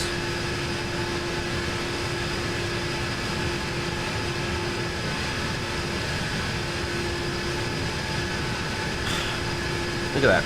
See, look at that. That is Orbex England somehow managing to keep itself installed even when I disable all of its entries on the scenery library.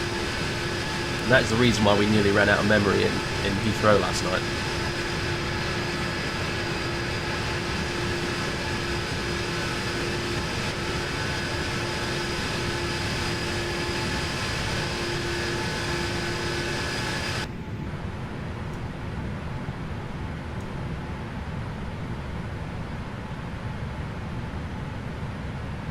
It didn't autosave. Rip.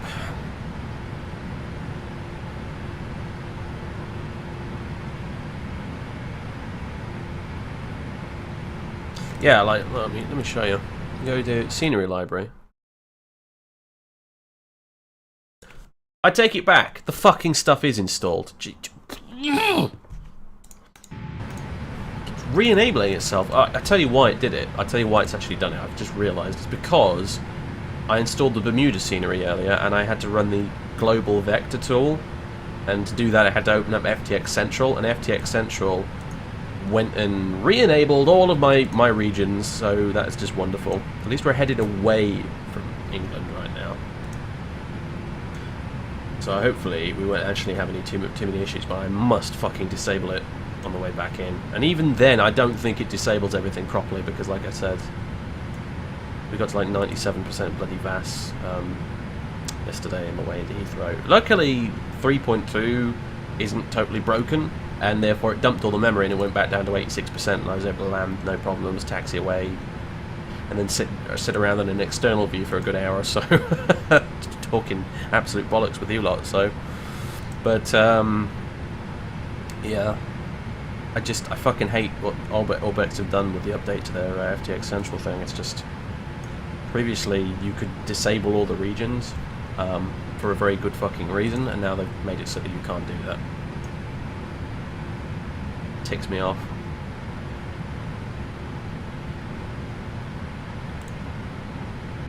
That's so vast right now as a matter of curiosity. 74%, which is fine, so yeah, no worries. My beard is glorious, really? I'm not convinced, honestly. I'm very strongly considering shaving it off. It was an experiment that I'm not entirely happy with.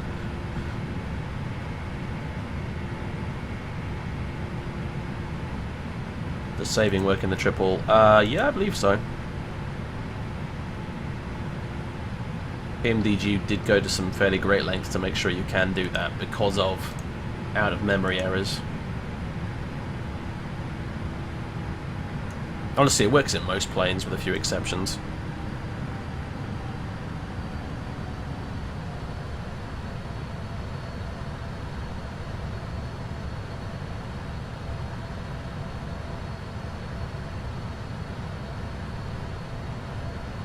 Right, that's us leveled off at 360. We're doing Mach decimal 82 now. Mungo, please, copy my information so I can go get my dinner. Please, tell me what I need to do here. I can't scroll back up because it's already gone, but tell me what you said earlier so I can get this thing set up and then bugger off.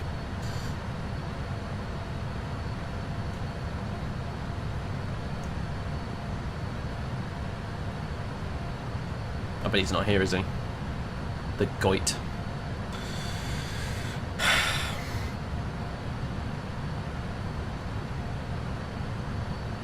Yeah, from everything I've seen, honestly, the Flight Factor 777 is pretty solid, aside from its goofy wing flex.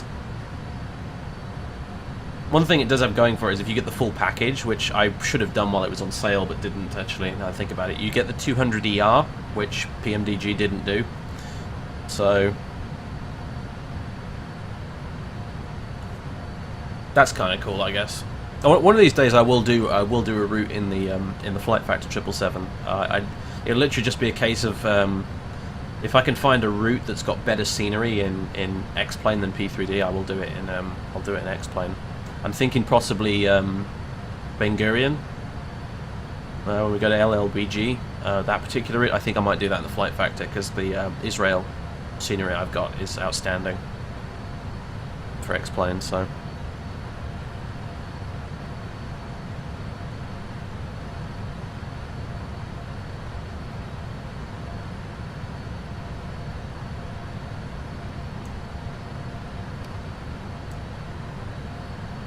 What's so bad about the wing flex?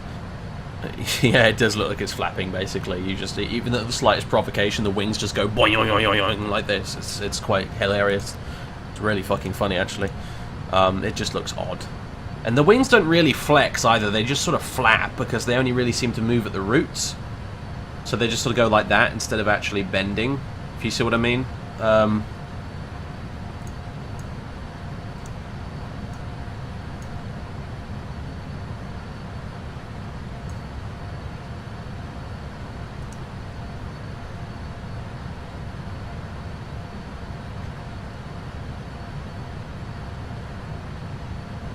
That's why on the 767 they added a user customizable slider instead of just doing the shitty wing flex.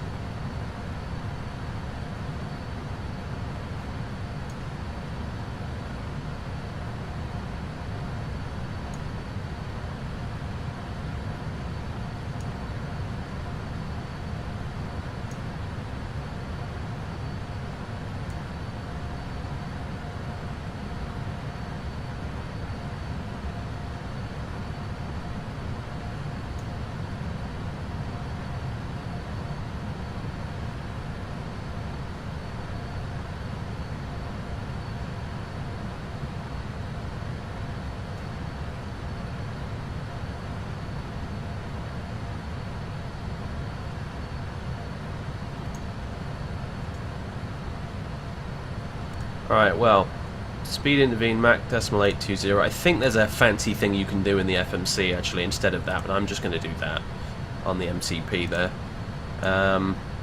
Squawk 2000.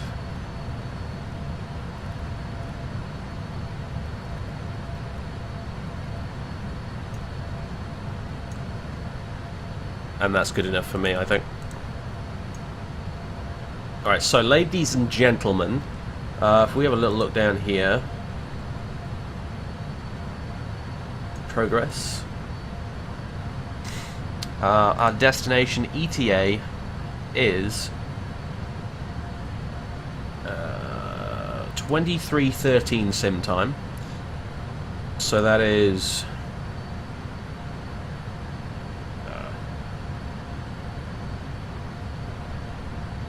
sorry, I'm shit at maths.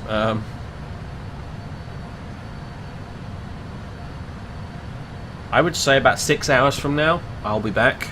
So if you're awake and up and doing stuff at that time, 6 hours from now I would say about then. I'll try and return an hour or maybe a little bit more, maybe an hour and a half before our actual estimated time of arrival, so that we've got time to chill out, plan the approach and all that sort of good shit. So yeah, in the meantime I'm going to go grab my dinner. I'll just double check, is there anyone streaming I can host? Maybe Mungo's streaming, maybe that's where he's gone. Nope. No, hang on a minute. Maybe there is someone I'm not following for some reason. Chewie's streaming. Okay, apparently I'm not actually following Chewie. I thought I was, but there you go. I'll just send you over to Chewie for a bizzle. So yeah, ladies and gentlemen, thank you very much. I'll be back later, like I said, approximately 6 hours from now. And we will fly the approach into Bermuda. And I'm sure it'll be just an absolute barrel of laughs. And there's the first position report of the night. Fantastic. What is 3 + 2? 32. Wonderful stuff. Okay.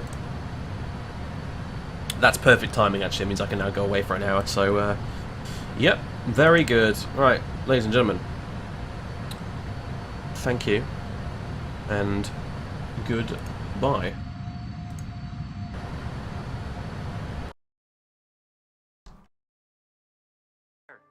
Oh, of all the idiotic guys, blow me to Bermuda!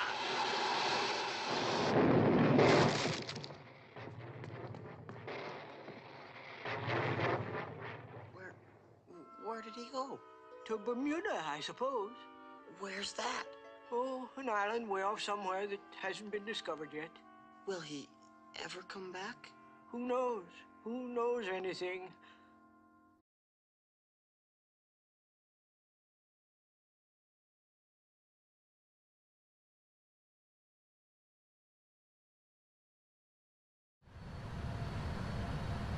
And we're unmuted. Hello, how are you doing, everybody? Key element of streaming, though, don't have your mic muted so that you can actually talk to the people who are watching. That's the general idea with these things, anyway. Welcome back on board. The Starship Speedbird 2233, apparently. I'll be honest, when you sit back a bit, it does look like you're kind of flying through space. But, yeah. As JB says, 2 hurricanes bearing down Bermuda at the minute, but not in our area of operations at the moment, so we're going to be fine. Might make the departure a little interesting, though. There's a little bit of there's a bit of a storm sort of mid-Atlantic out behind us that way, but I didn't see anything interesting at the time, I'm afraid. So weather radar's totally clear as day. Weather down there is a few clouds. Wind is fairly uninteresting. Current METAR says 140 at 6 knots. 1018 on the pressure. I just set that now, actually. 1018. Ready for the switch over.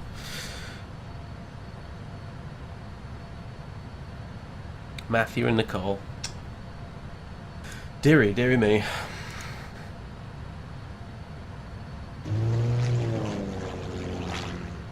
Boom, Sir Daisy. I think Enough to make you weep. I think on these hosts that keep coming in are completely automated, by the way. I think Twitch have added a sort of automated hosting feature now. So I kind of want to say thanks, but at the same time, they're probably not here, whoever hosted me just now.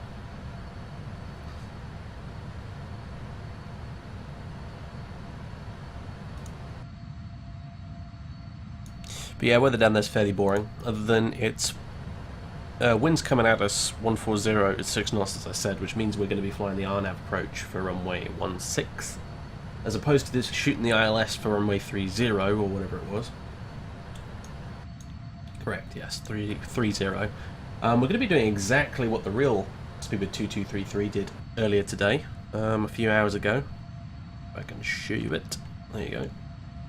Came in straight from the Baloo waypoint up here somewhere, and then just flew straight in, intercepted the first fix on the way RNAV approach, and then in you go. There's no stars at Bermuda, because you just get to a waypoint, you fly straight in from wherever you're coming from, and that's exactly what we're going to be doing. That's what I've got programmed in the FMC.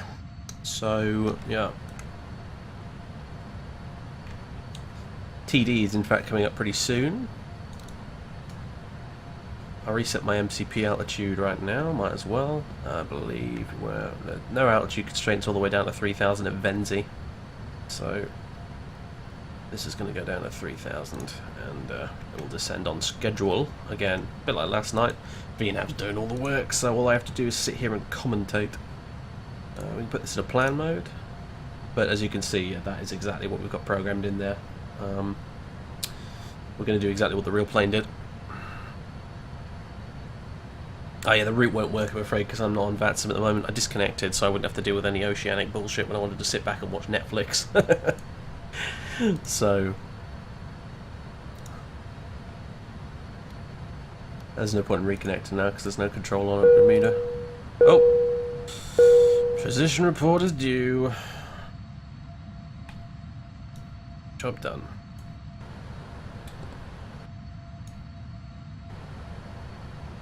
So yeah, there's a few little spotty bits on the weather radar on this side you can see here and there, but it's pretty minor stuff. There's basically sod all out there.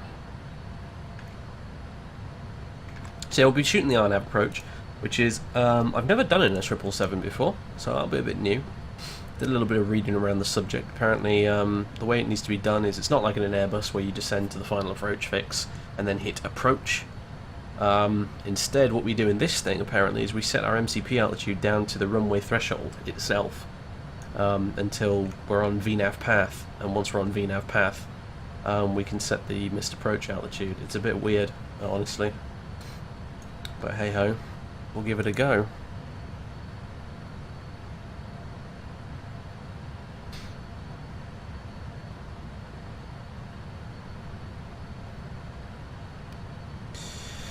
Yep, just killing time now, descending in a big old straight line towards Bermuda itself. It's not very interesting, I've got to be completely honest, and it's in the dark as well, so there isn't much to see. Other than the reflection of the moon on the sea, apparently. I don't know what that is over there though. But yeah, I kind of reached an awkward point where I ran out of time to watch another episode of Luke Cage. And so I've just been killing time ever since, and I thought I'd just start this up now, ready for the top of descent. And we'll do the landing, which will hopefully be a non-event, really. I've armed auto brake 2. It's not the longest runway in the world, not necessarily the shortest either at Bermuda. Looks a bit like this. We're going to be landing on 1-2, of course. And I've armed auto brake too, mostly just to make sure we get stopped in time. I'll put a fair bit of reverse thrust as well. Just vacate as soon as possible, really. Echo would be nice, but I'm not sure if we'll make that. Because we've got a bit of a taxi down all the way around here to the terminal. Apron 1, so... Once I've actually reviewed the ground chart and the runway before arriving. It's just something I never normally do, and it always bites me in the arse. Especially when I'm asked by the controller, say parking, and I'm like, oh, I don't know. Whatever's closest, like an idiot. So the RNAV, runway 12, looks like this. We intercept Venzi here. We just go direct from Baloo to Venzi. As you can see here, look, these are all the waypoints incoming. Baloo's are one over here. All of them, you just go straight in like this. And in our case, shooting the RNAV for 12, and there's the descent, nice one. Just intercept Venzi, swinging around, down you go. Simple stuff, really. Got some decent enough scenery down there. I have to be honest with you, I didn't check to see if it worked before flying this route. I kind of didn't want to spoil it for myself, to be honest with you, but, you know, I installed it, used the migration tool, used the vector tool. There should be no foreseeable reason why it shouldn't be working. But we'll see. It's also in the dark, so there's that, but we'll probably be doing the departure in the daytime at least, so... When we come back the other way... What do I think of Luke Cage so far? I just finished episode 3, and so far I actually really, really like it. I think it's fucking awesome. It's really different. But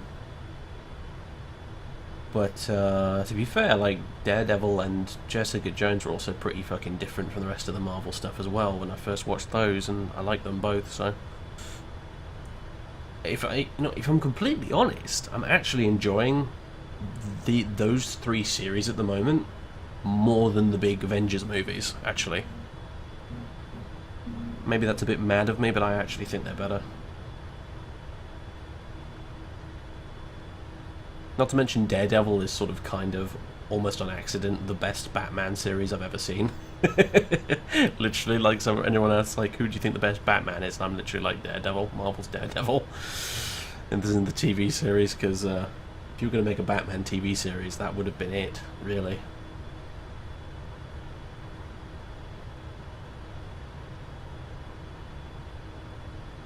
Definitely worth a watch, though, if you're on the fence.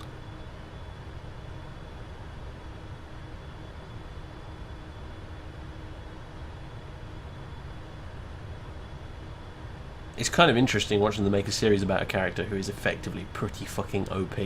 Like, the guy's bulletproof, knife-proof, everything-proof, essentially.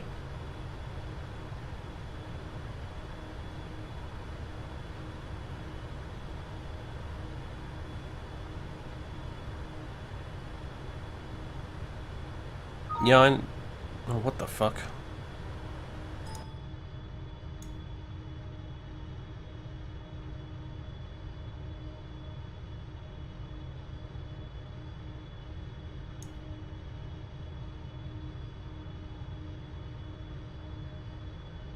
Are we back now, guys? Apparently I'm back, according to OBS, but I'm just not seeing the stream yet on my screen.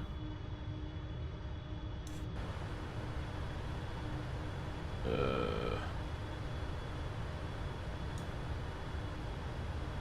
fuck was that about?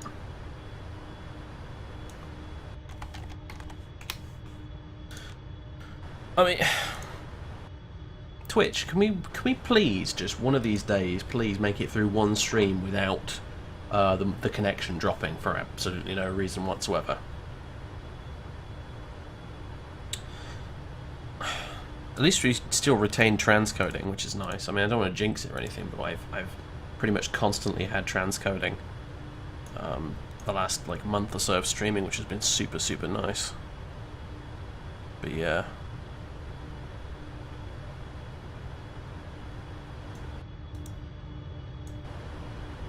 Just fiddling around with the volume, guys. Never going to get this quite right, am I? My eternal quest is to make the volume on the stream match exactly what's in my earphones. Facecam is not new, dude. Oh my god. 6 months from now, people will be coming in here and going, "Oh my god, Facecam!" Is Jessica Jones good? Yeah, it took me a little bit of convincing to get around to it, but yeah, in the end, I really, really enjoyed it. It helps that David Tennant was a fucking outstanding villain, so...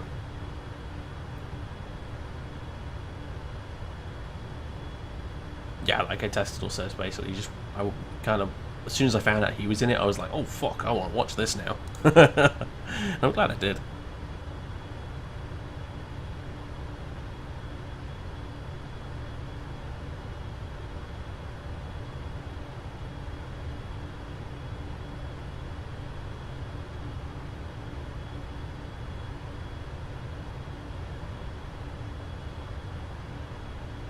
Do 777-300s operate from London Gatwick? I don't think so. I could check that for you, but I don't think so. At least not. I'm assuming you're talking about British Airways ones. So I can't speak for any other airlines. Dispatch, flight schedules, airframe, 77W. Negative note, they all operate out of Heathrow. We're not in a 777-300 anyway.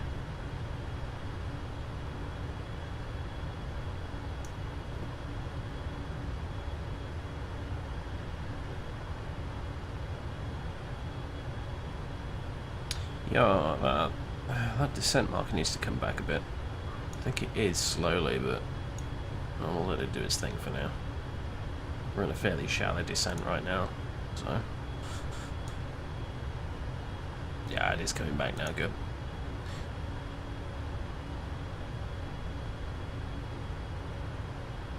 Yeah, I will find the 777 in X-Plane at some point. I already said, like, I'll probably do the flight to Ben Gurion in the X-Plane one, because my X-Plane scenery for Ben Gurion is much better than anything I believe I can get for P3D, so...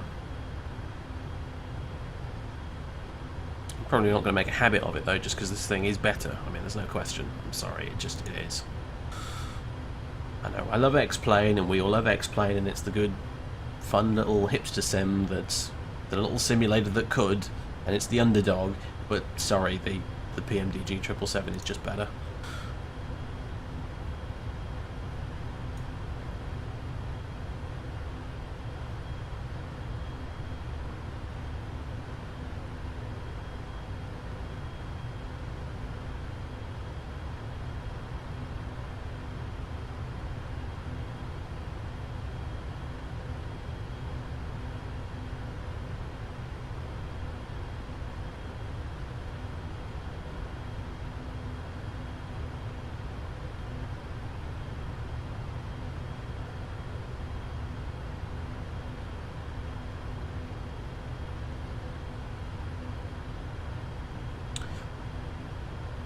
Well, I've already set the minimums. I've programmed the approach. There's really nothing else for us to do at the moment. I programmed the approach a little bit early because I didn't... This plane's weird. You only seem to get a top of descent marker until it's about 2/3 of the way through the flight. It's a little odd. Like, it just genuinely didn't calculate top of descent until about an hour before reaching it.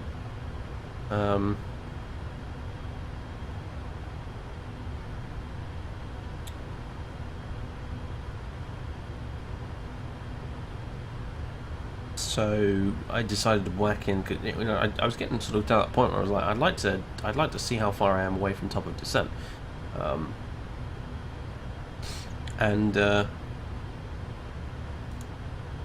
it just, you know, it wasn't showing me yet. I was like, well, what do I have to do? I have to program the entire approach then in order to get a top of descent calculated, and that's what I did. I just programmed it in instead of saving it for the stream with you guys, but.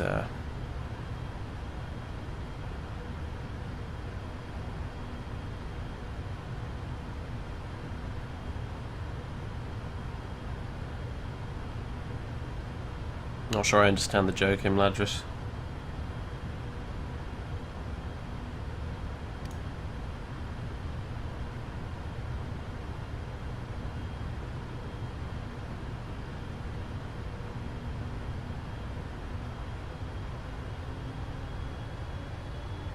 So many people in my chat with red names tonight for some reason.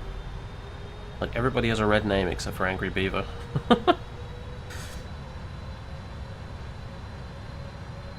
Song by a band called Rush. Okay, well, you royally confused me because there's a streamer on here on Twitch, one of the flight sim streamers in our little community who's called Rush. So yeah, you kind of lost me really as a result of that.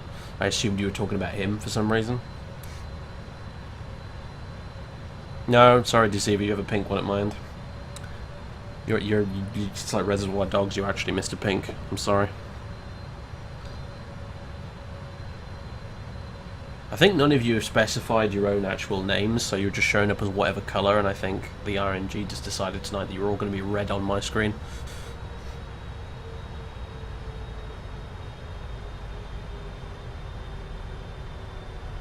It's so weird flying a fucking plane that I don't actually have to do anything. It's sort of a bit odd. I feel a bit uncomfortable looking away from your flight instruments for so long. I suppose I probably shouldn't, but...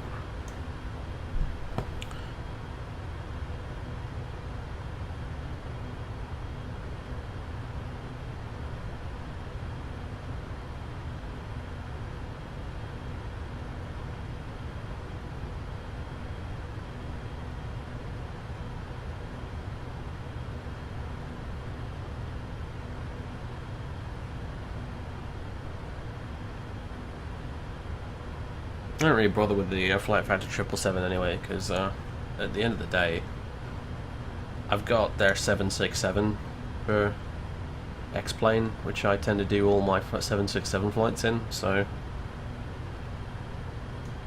I've got this, I don't see any reason to use their triple as well.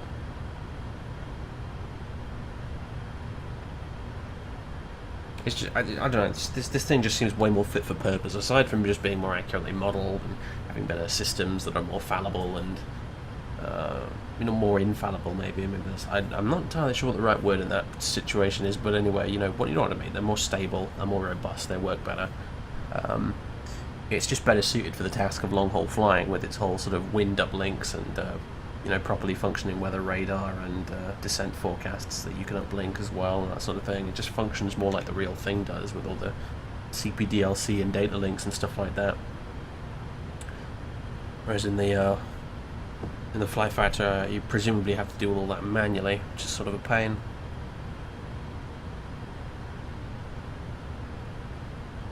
And you know, wind data is kind of important when you're flying long distance, so it's not something I necessarily want to skip, I suppose.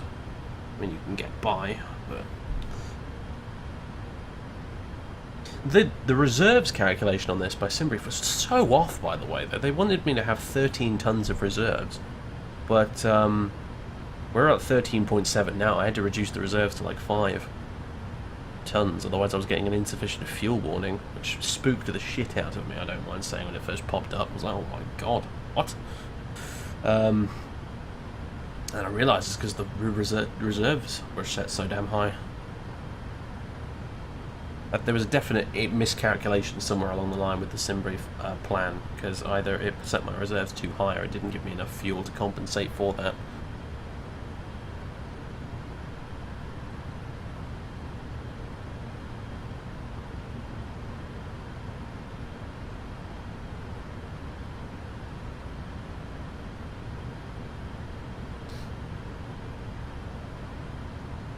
Someone in your street already has a pumpkin out, mate. I saw, like, about 3 weeks ago, the first Christmas advert on telly. I was like, you what? No, I'm not on VATs and VAT flyers, there's just no point. And zero control. And I wanted to sit back and watch Netflix instead of do position reports for some fucking oceanic radio controller that happened to pop online. I don't see the point in flying online on oceanic crossings. It's just boring fucking busy work.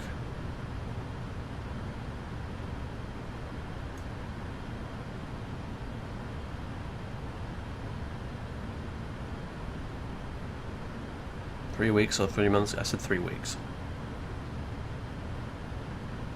3 months ago would have been a real push.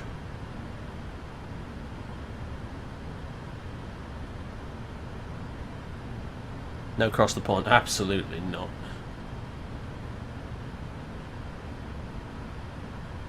For a whole bunch of reasons, but that is certainly one of them.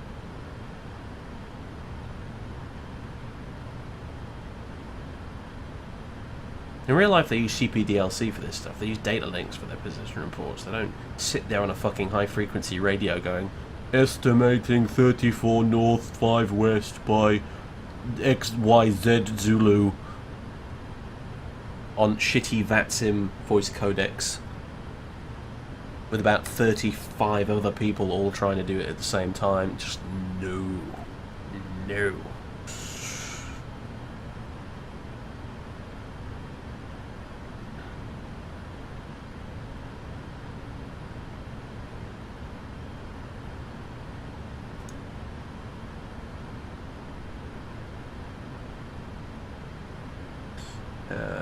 See if we can set the local QNH.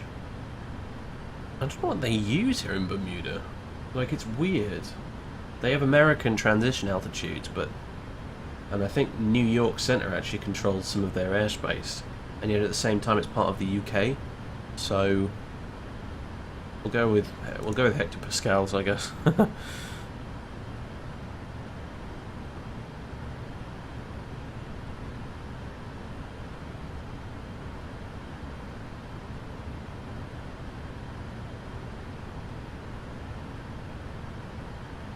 Incidentally, that's the reason I was able to get a real-world flight plan for this, because technically, as far as FlightAware is concerned, Gatwick to Bermuda is a domestic flight in the UK, so you're allowed to get all the route data for it. So I was able to just paste that directly into SimBrief and file it with VATSIM for the departure. So we've flown the totally accurate real-world route for Speedbird 2233, accurate to today. Literally, the real plane took off about 3 hours before we did, so... I used their filed flight plan instead of taking one from SimBrief.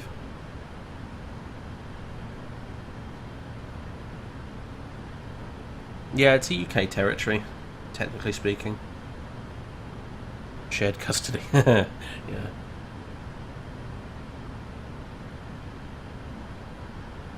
Even says so on the charts, actually, I think. There you go, huh? Right at the top of the approach chart. Bermuda, brackets, UK.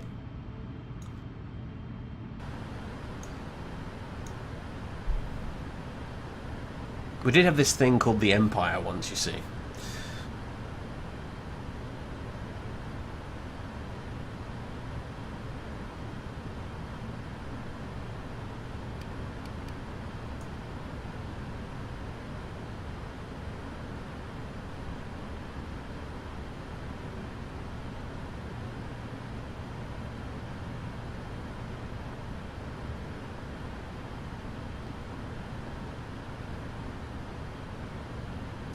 God damn, I mean, I'm sitting here monitoring the instruments like something interesting is going to happen, but we are so on profile, it hurts. Ugh. Oh, man, I mean, this plane is great, but at the same time, my god, it feels lazy flying this after weeks of the Concorde and the 727 and the TriStar, all that good shit.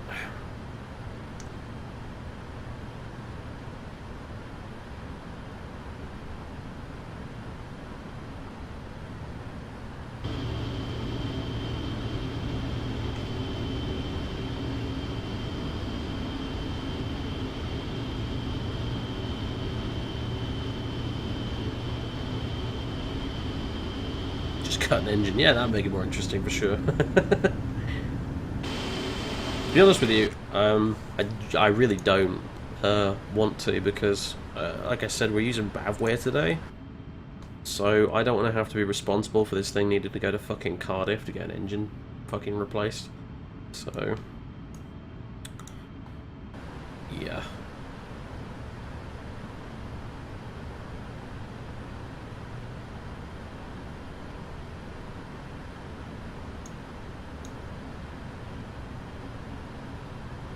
Because it will say right on the fucking thing to everybody else in BAVirtual who logs into BAVWear, last person to use it, fucking broken as shit, my name, big letters. I will never live it down.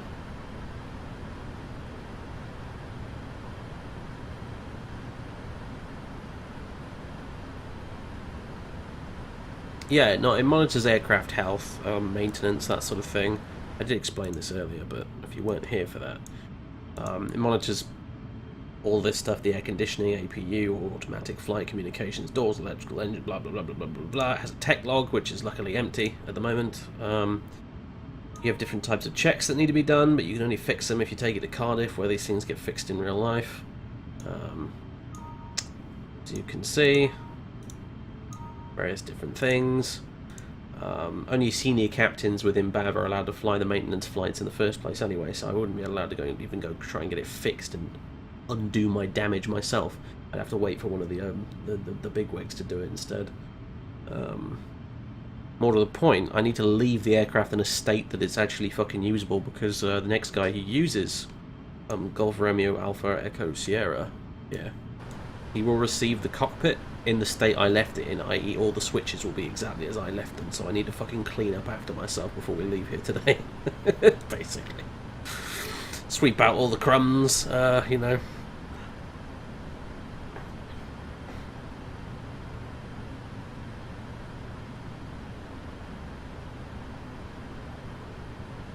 Just like you would in real life, so.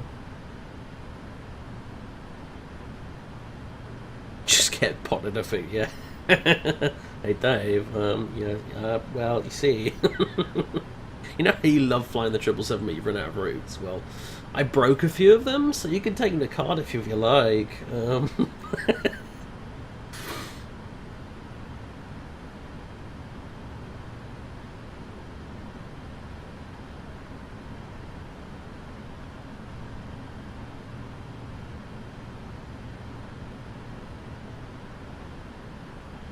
Can't do your red eye cast takeoff and 1,000 feet per minute landing. Yeah, pretty much.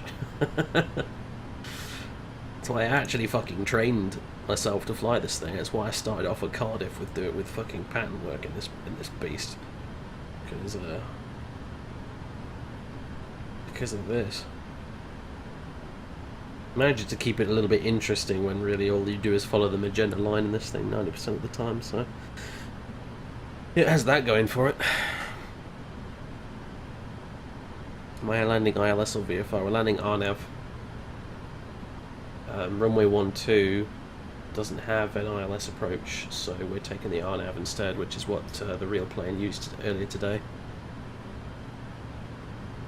So we're going to do exactly what the real guys did.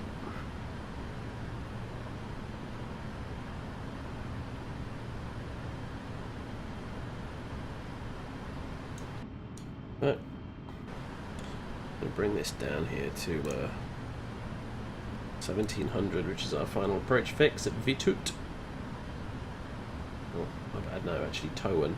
It's the final approach fix. The initial approach fix is Vitut. No, it's not, it's Fenzi. I can't read charts, apparently. Do I like Caronado aircraft? They have such terrible flight models, man. It's difficult to like those fucking things. Oh my god, I can see lights. I think that might be Bermuda.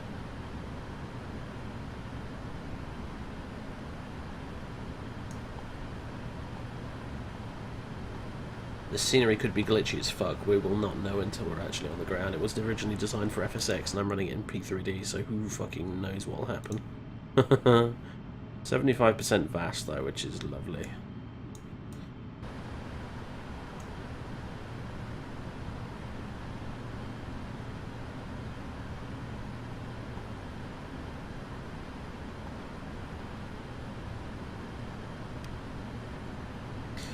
Alright.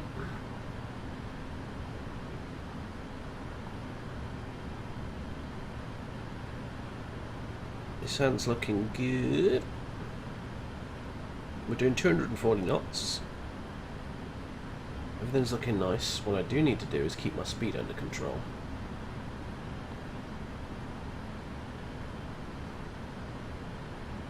So we're going to reduce speed relatively soon to about 220 knots, and then we'll take it down to 180 or so.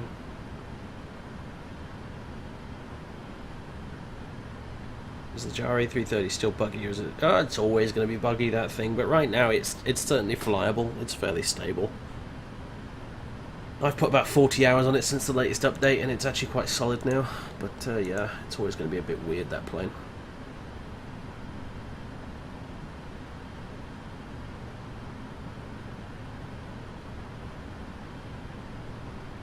Well, I'll take this a little wide, actually. We'll see.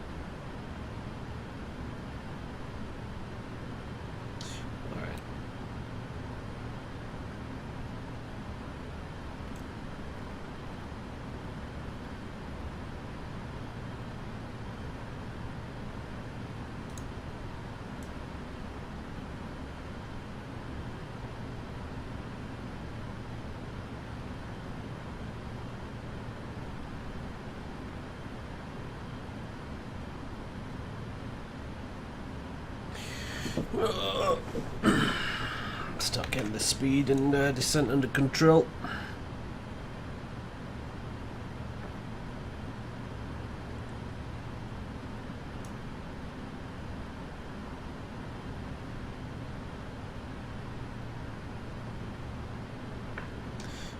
We can go flaps 5, that'll certainly help.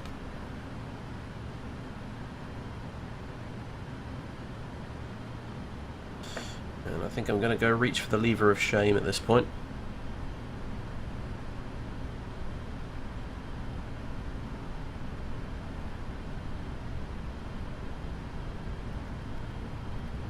Probably should have slowed down a lot sooner. Never mind. Still getting used to the whole kind of drag profile of this plane, to be honest with you. With other stuff, you know how much room you've got to play with when you've flown it a lot. I've done a lot of Concorde flying lately, and I think it's gotten into a bad habit of just expecting to be able to dump speed whenever I like. Can't really do that so much in something like this.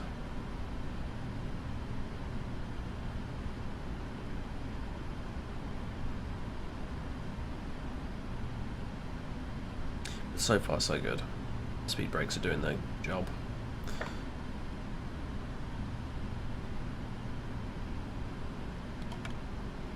Go flaps 15 right away.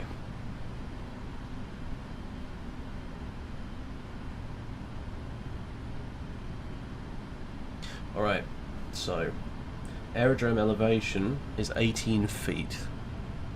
So this is going all the way down to 0. Which is very weird, but that's how the RNAV approaches work in this plane, apparently.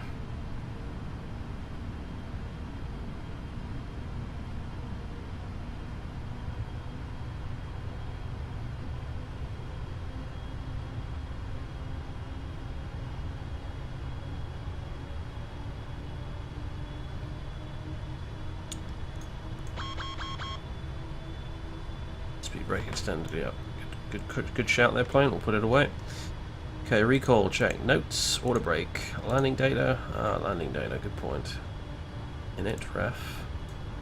Flaps 30. Which gives us 142 on our VREF. I mean, VApproach, that is. Approach briefing is complete. Approach checklist, altimeters are set and cross-checked. And the landing checklist. Now we're turning final. You can see Bermuda down there, bits of it in the dark. Reduce speed to 160 knots. We'll go gear down now. No sense waiting around.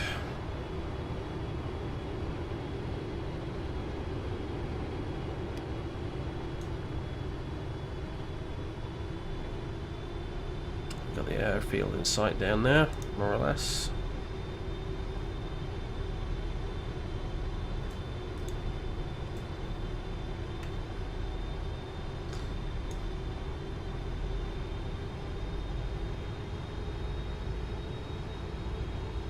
Yeah, and they took the turn a bit wide on the real plane, and I can see why they did it now, because we pretty much overshot the extended centre line back there. Anyway, we're inbound at tow 1 now, which is our final approach fix.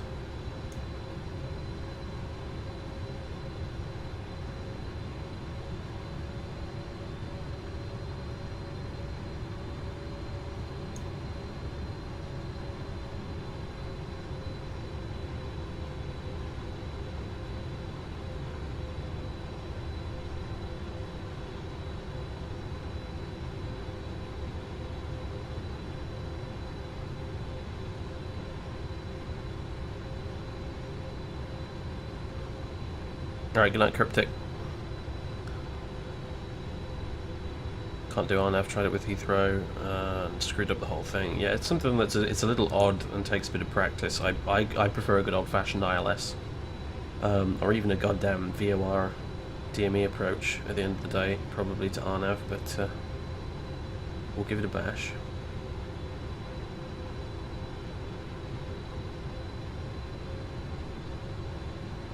Alright, we are now descending. Excellent. Reduce speed to our final approach speed.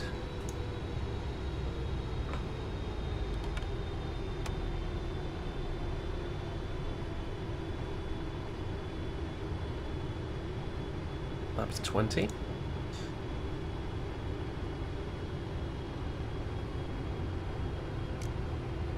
Lights, camera, action.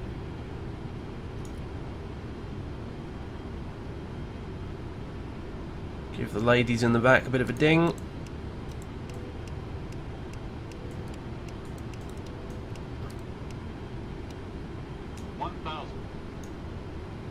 Here we go. Switch over to the left-hand seat. If I can get the fucking keyboard shortcuts. There we go.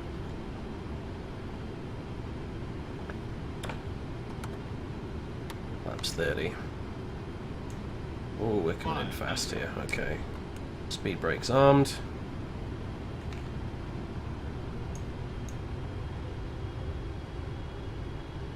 Oh, we're still good though. We've got enough room to maneuver. Oh, the lights down there are a bit weird, aren't they? You can tell it was designed for FSX. We've got no runway lights at all. Oh boy. All right. Here we go. 100. My aircraft. Oh, come on, view. Stop playing silly buggers with me. There we go. 50. Oh, we're going to be landing a bit long here. 10. Longed it down and...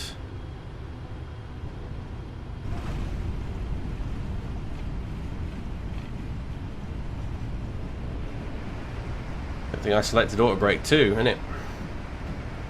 That is not my finest hour when it comes to approaches, but to be honest with you, considering we were landing totally blind on a runway with no lights on it, I think we're probably lucky we didn't crash.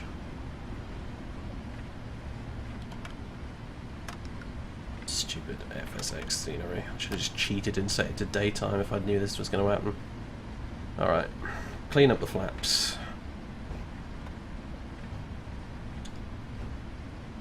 Looking for an exit here. Difficult to fucking see one when it's this dark, isn't it?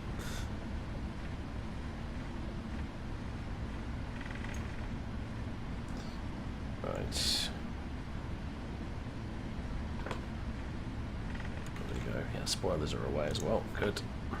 Here we go. Right on the end.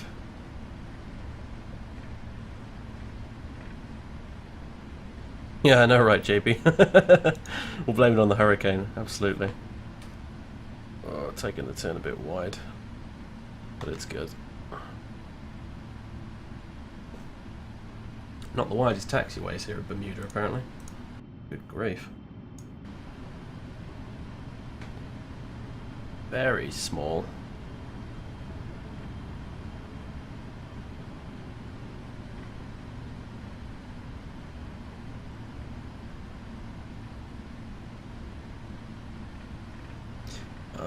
Honestly, yep, I'm going to leave the landing lights on. I can't see shit otherwise.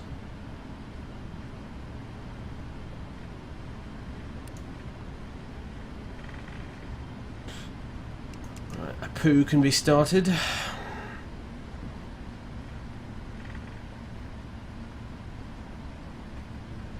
What's the FMC message?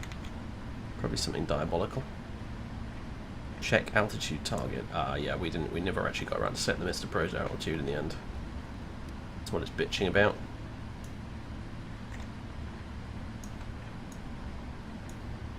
Oh, that wasn't fun. That wasn't fun at all.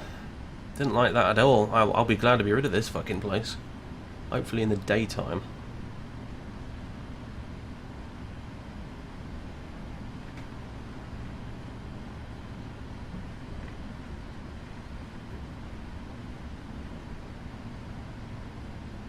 I'm reasonably confident we're on taxiway Alpha at the minute. We're going to follow this until we get to a bend to the left, which will take us down to Bravo.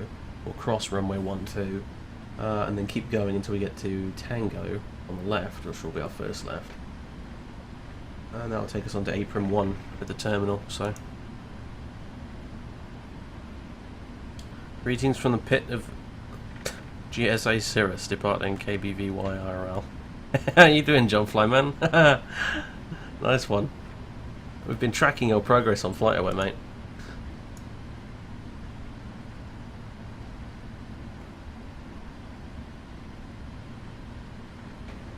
You can teach. Monkeys to fly better than that.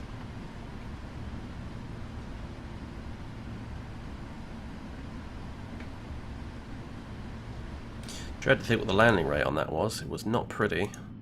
Oh, not that bad in the end, actually, apparently. Fucking saved it at the last minute there, apparently. It would seem. How am I, Gentile? A bit stressed, actually, after that approach, but so much for it's not going to be very interesting.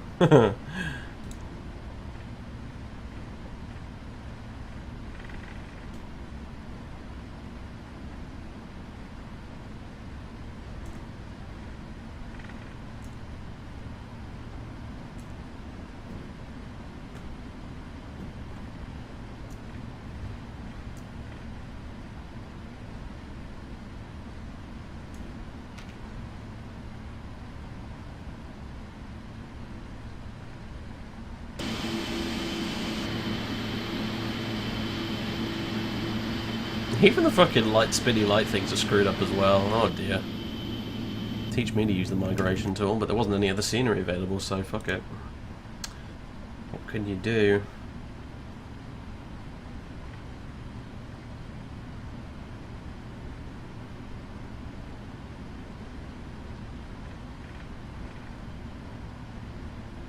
Can you show me how is Phoenix? What do you mean? Boom, Sir Daisy. It's enough to make you weep. Now again, are these actual hosts or are these automated hosts? I'm a little bit confused about that lately.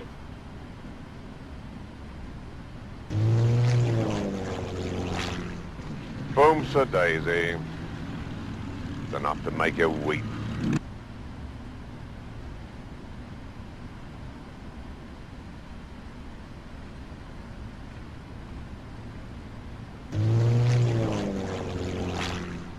Boom, Sir Daisy. It's enough to make you weep. Right, Foxtrot on our left there. Next left is on the Bravo.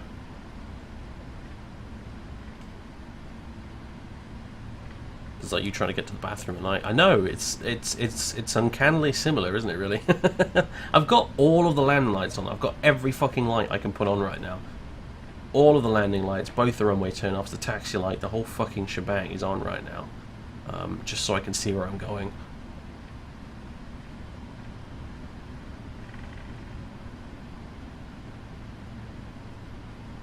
Auto hosts. Okay, I wasn't sure because they were kind of late for auto hosts, but I guess whatever.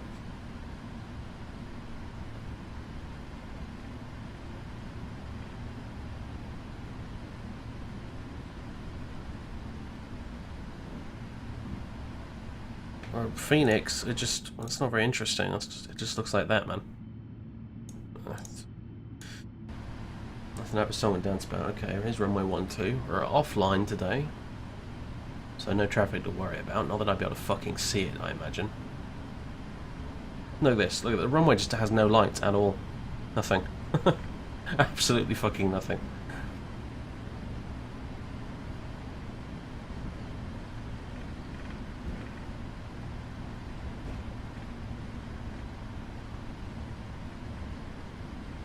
And that over there is probably what passes for the terminal.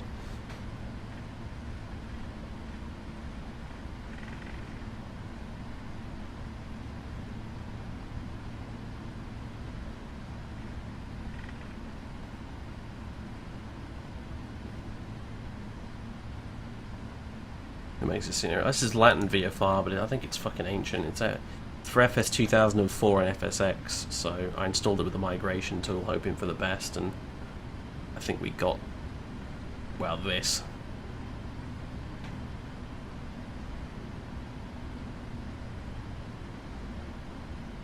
Oh, I see, DM birds. That's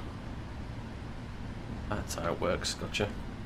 I mean, that actually does make sense.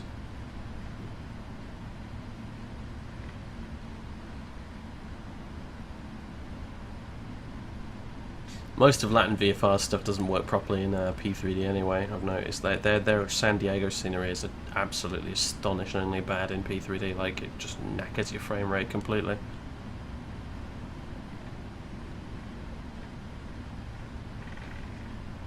If it weren't for the fact that the San Diego route had switched to a 747, I would have potentially done that in the Flight Factor 777, just so I could use Mr. X's K-SAN in X-Plane instead of having to put up with the Latin VFR one in P3D. Alright, left here onto what is supposed to be Tango, but oh no, there it is, yeah, it's on the... At least you can see the signs, fucking hell.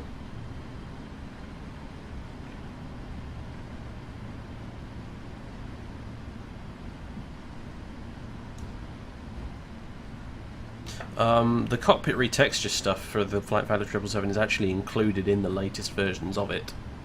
So the actual screenshots of the cockpit on the store page are completely incorrect because they use different ones now.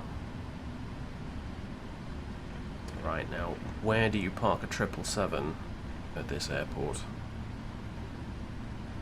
Do I have a clue? Absolutely not. I feel like stand 7 on the map here looks like it might be one of the bigger ones. So I think we'll trundle along until we get to it.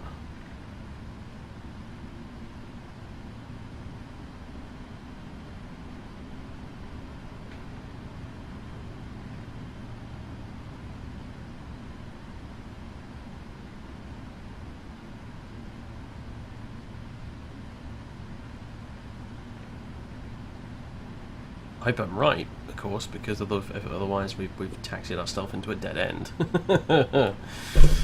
Whoops, leave the boom arm alone. Never did anything to you, mate. Gate, apparently gate 4 is heavy. It doesn't even list 7 and 8 on here. Right, we might have to do a bit of a U-turn here. Challenge accepted. Just kick out the reverses, make it a 3-pointer. Yeah, you've parked yourselves all the way over there, haven't you? You bastards. Honestly, that parking spot would have been fine, but GSX doesn't work with it. Because GSX is GSX, and it's an awkward bastard of a program. At least I don't think we need those anymore.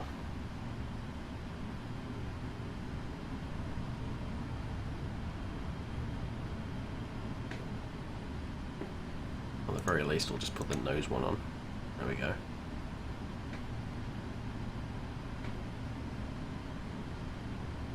Yeah, I just did a U-turn in a 777, and I don't think we knocked anything over while we were at it too, so, you know, fair play, is all I can say. We didn't end up on the grass or anything.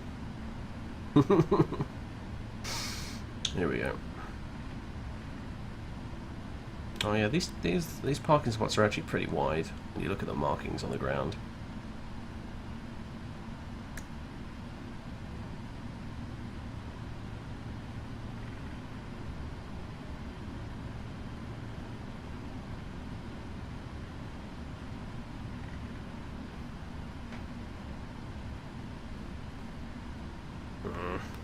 No Watergate and no Marshaller apparently.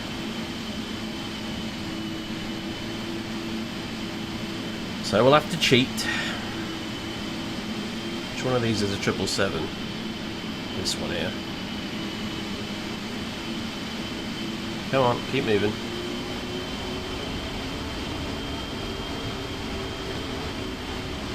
Whoa, not that fucking fast.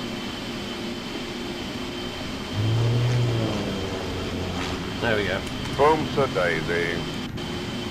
It's enough to make you weep. Not a lot of room down there, is there? Alright.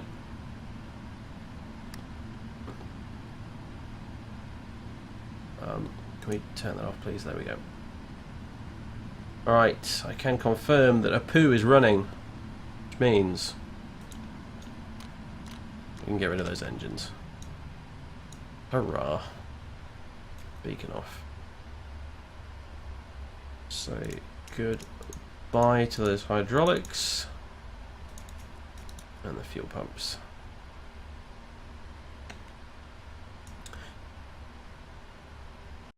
At least our VAS isn't anything ridiculous. I must remember to try and nuke Orbex England from orbit though before we do the return trip. Parking brake is on. And that's just the secure checklist. Though beyond that, we have a few other things to take care of before we send this data back to BAVWear.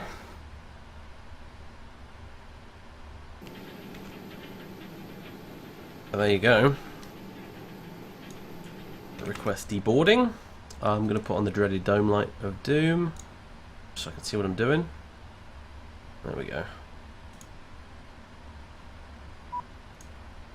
Yep, I know.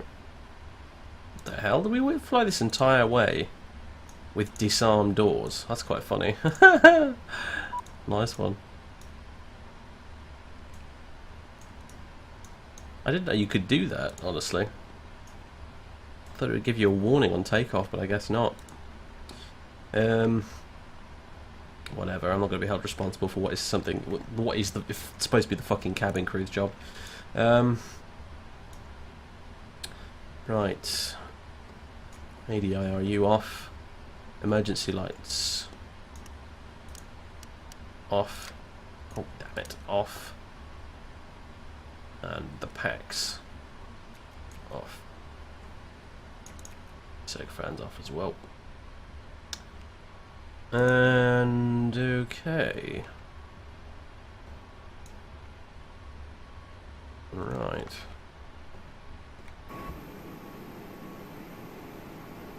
Well, everyone's being deboarded. Good. Welcome to Bermuda. That we've even got like fake looking flags that are not blowing in the wind but kind of look like they're supposed to be. And everything. There you go, see. And a Canadian and American flag because reasons. I'm not entirely sure why they're there, but they are, so.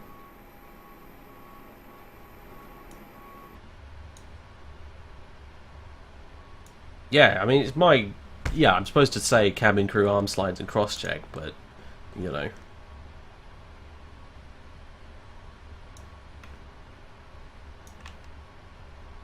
What I don't have to do is go back there and run along and arm every single door myself, because that's effectively what you're doing when you piss around with this. Maybe I should get FS2 crew up and running again. That way I can actually sit there and say cabin crew arm slides cross-check and it will actually arm the slides. That would be nice. Alright, get off my goddamn plane, you bastards. And in the meantime, I shall make sure everything in here is squared away as it should be.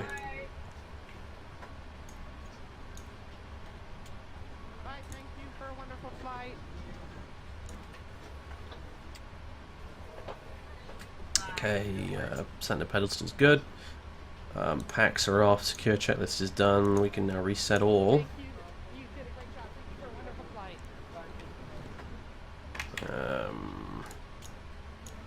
Click these off.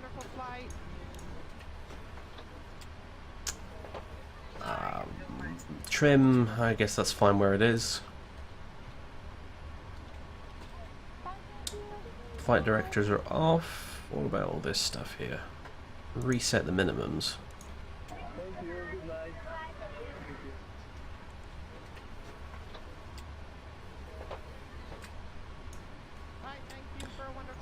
Reset the squawk to 0. Stand by. Lights and stuff. Nav and logo off. Seatbelt signs off. Oh, external power in the APU needs to go off as well, yeah, that's a good point. Ground connections, set the wheel chocks, release the brake.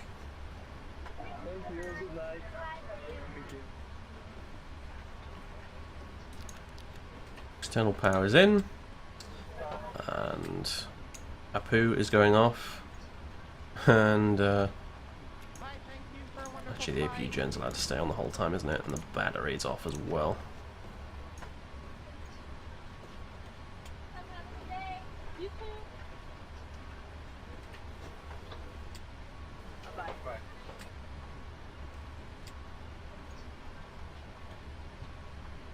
Thank you very much, goodbye. Excuse me, it's a little late. Yeah, it's about 2:15 in the morning. It's not as bad as last night.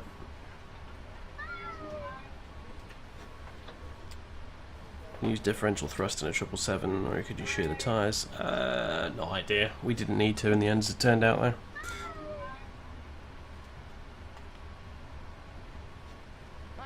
The auto throttle. No, auto throttle stays on. That does in fact stay armed, but never. It's really. I don't think it's ever disarmed, frankly, because you use it for landing, and you leave it armed for takeoff as well. So I don't think it ever gets disarmed. Like it's one of those just one of those switches, like the window heat or you know, the trim air and the bleed air valves. They all just sort of. They all just stay on automatic or on the whole time, in perpetuity.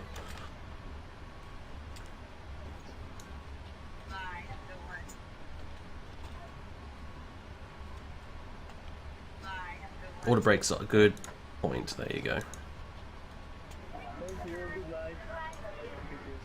I think that's everything. I think we've just about done everything. I don't have like a proper full like secure checklist or set of flows to work with, so it's kind of just a case of scanning the cockpit and trying to nab everything we can. In fact, honestly, we should probably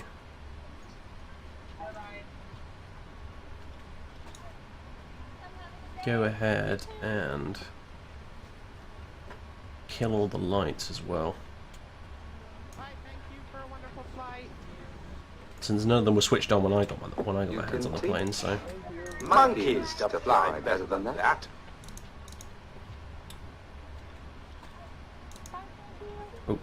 oh, you're fine on there. Do.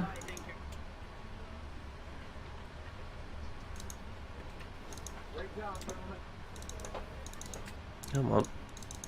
There you go. That'll power off. And what am I looking for here? Dome goes off as well. Fantastic. There we go. It's all done and dusted. Can stop Phoenix. Sim network offline. 24. Oh, well, whatever. Not that I give a damn. Submit. Yep. Done. Goodbye. Go away. And BAVWear. How do I send it? Main send. Here we go. Please note your flight must be finished and your FSX must be closed before then. Send in the config file. Oh, I see. Okay, I'll have to do that after the stream's over then. Alright, nice one. Anyway, welcome to Bermuda. We'll be leaving this place relatively soon, I imagine. Next time I have an evening where I don't really have the time to do a proper stream, I'll just come on late afternoon, take off, depart, and then return in the middle of the fucking night to do the landing, as per usual.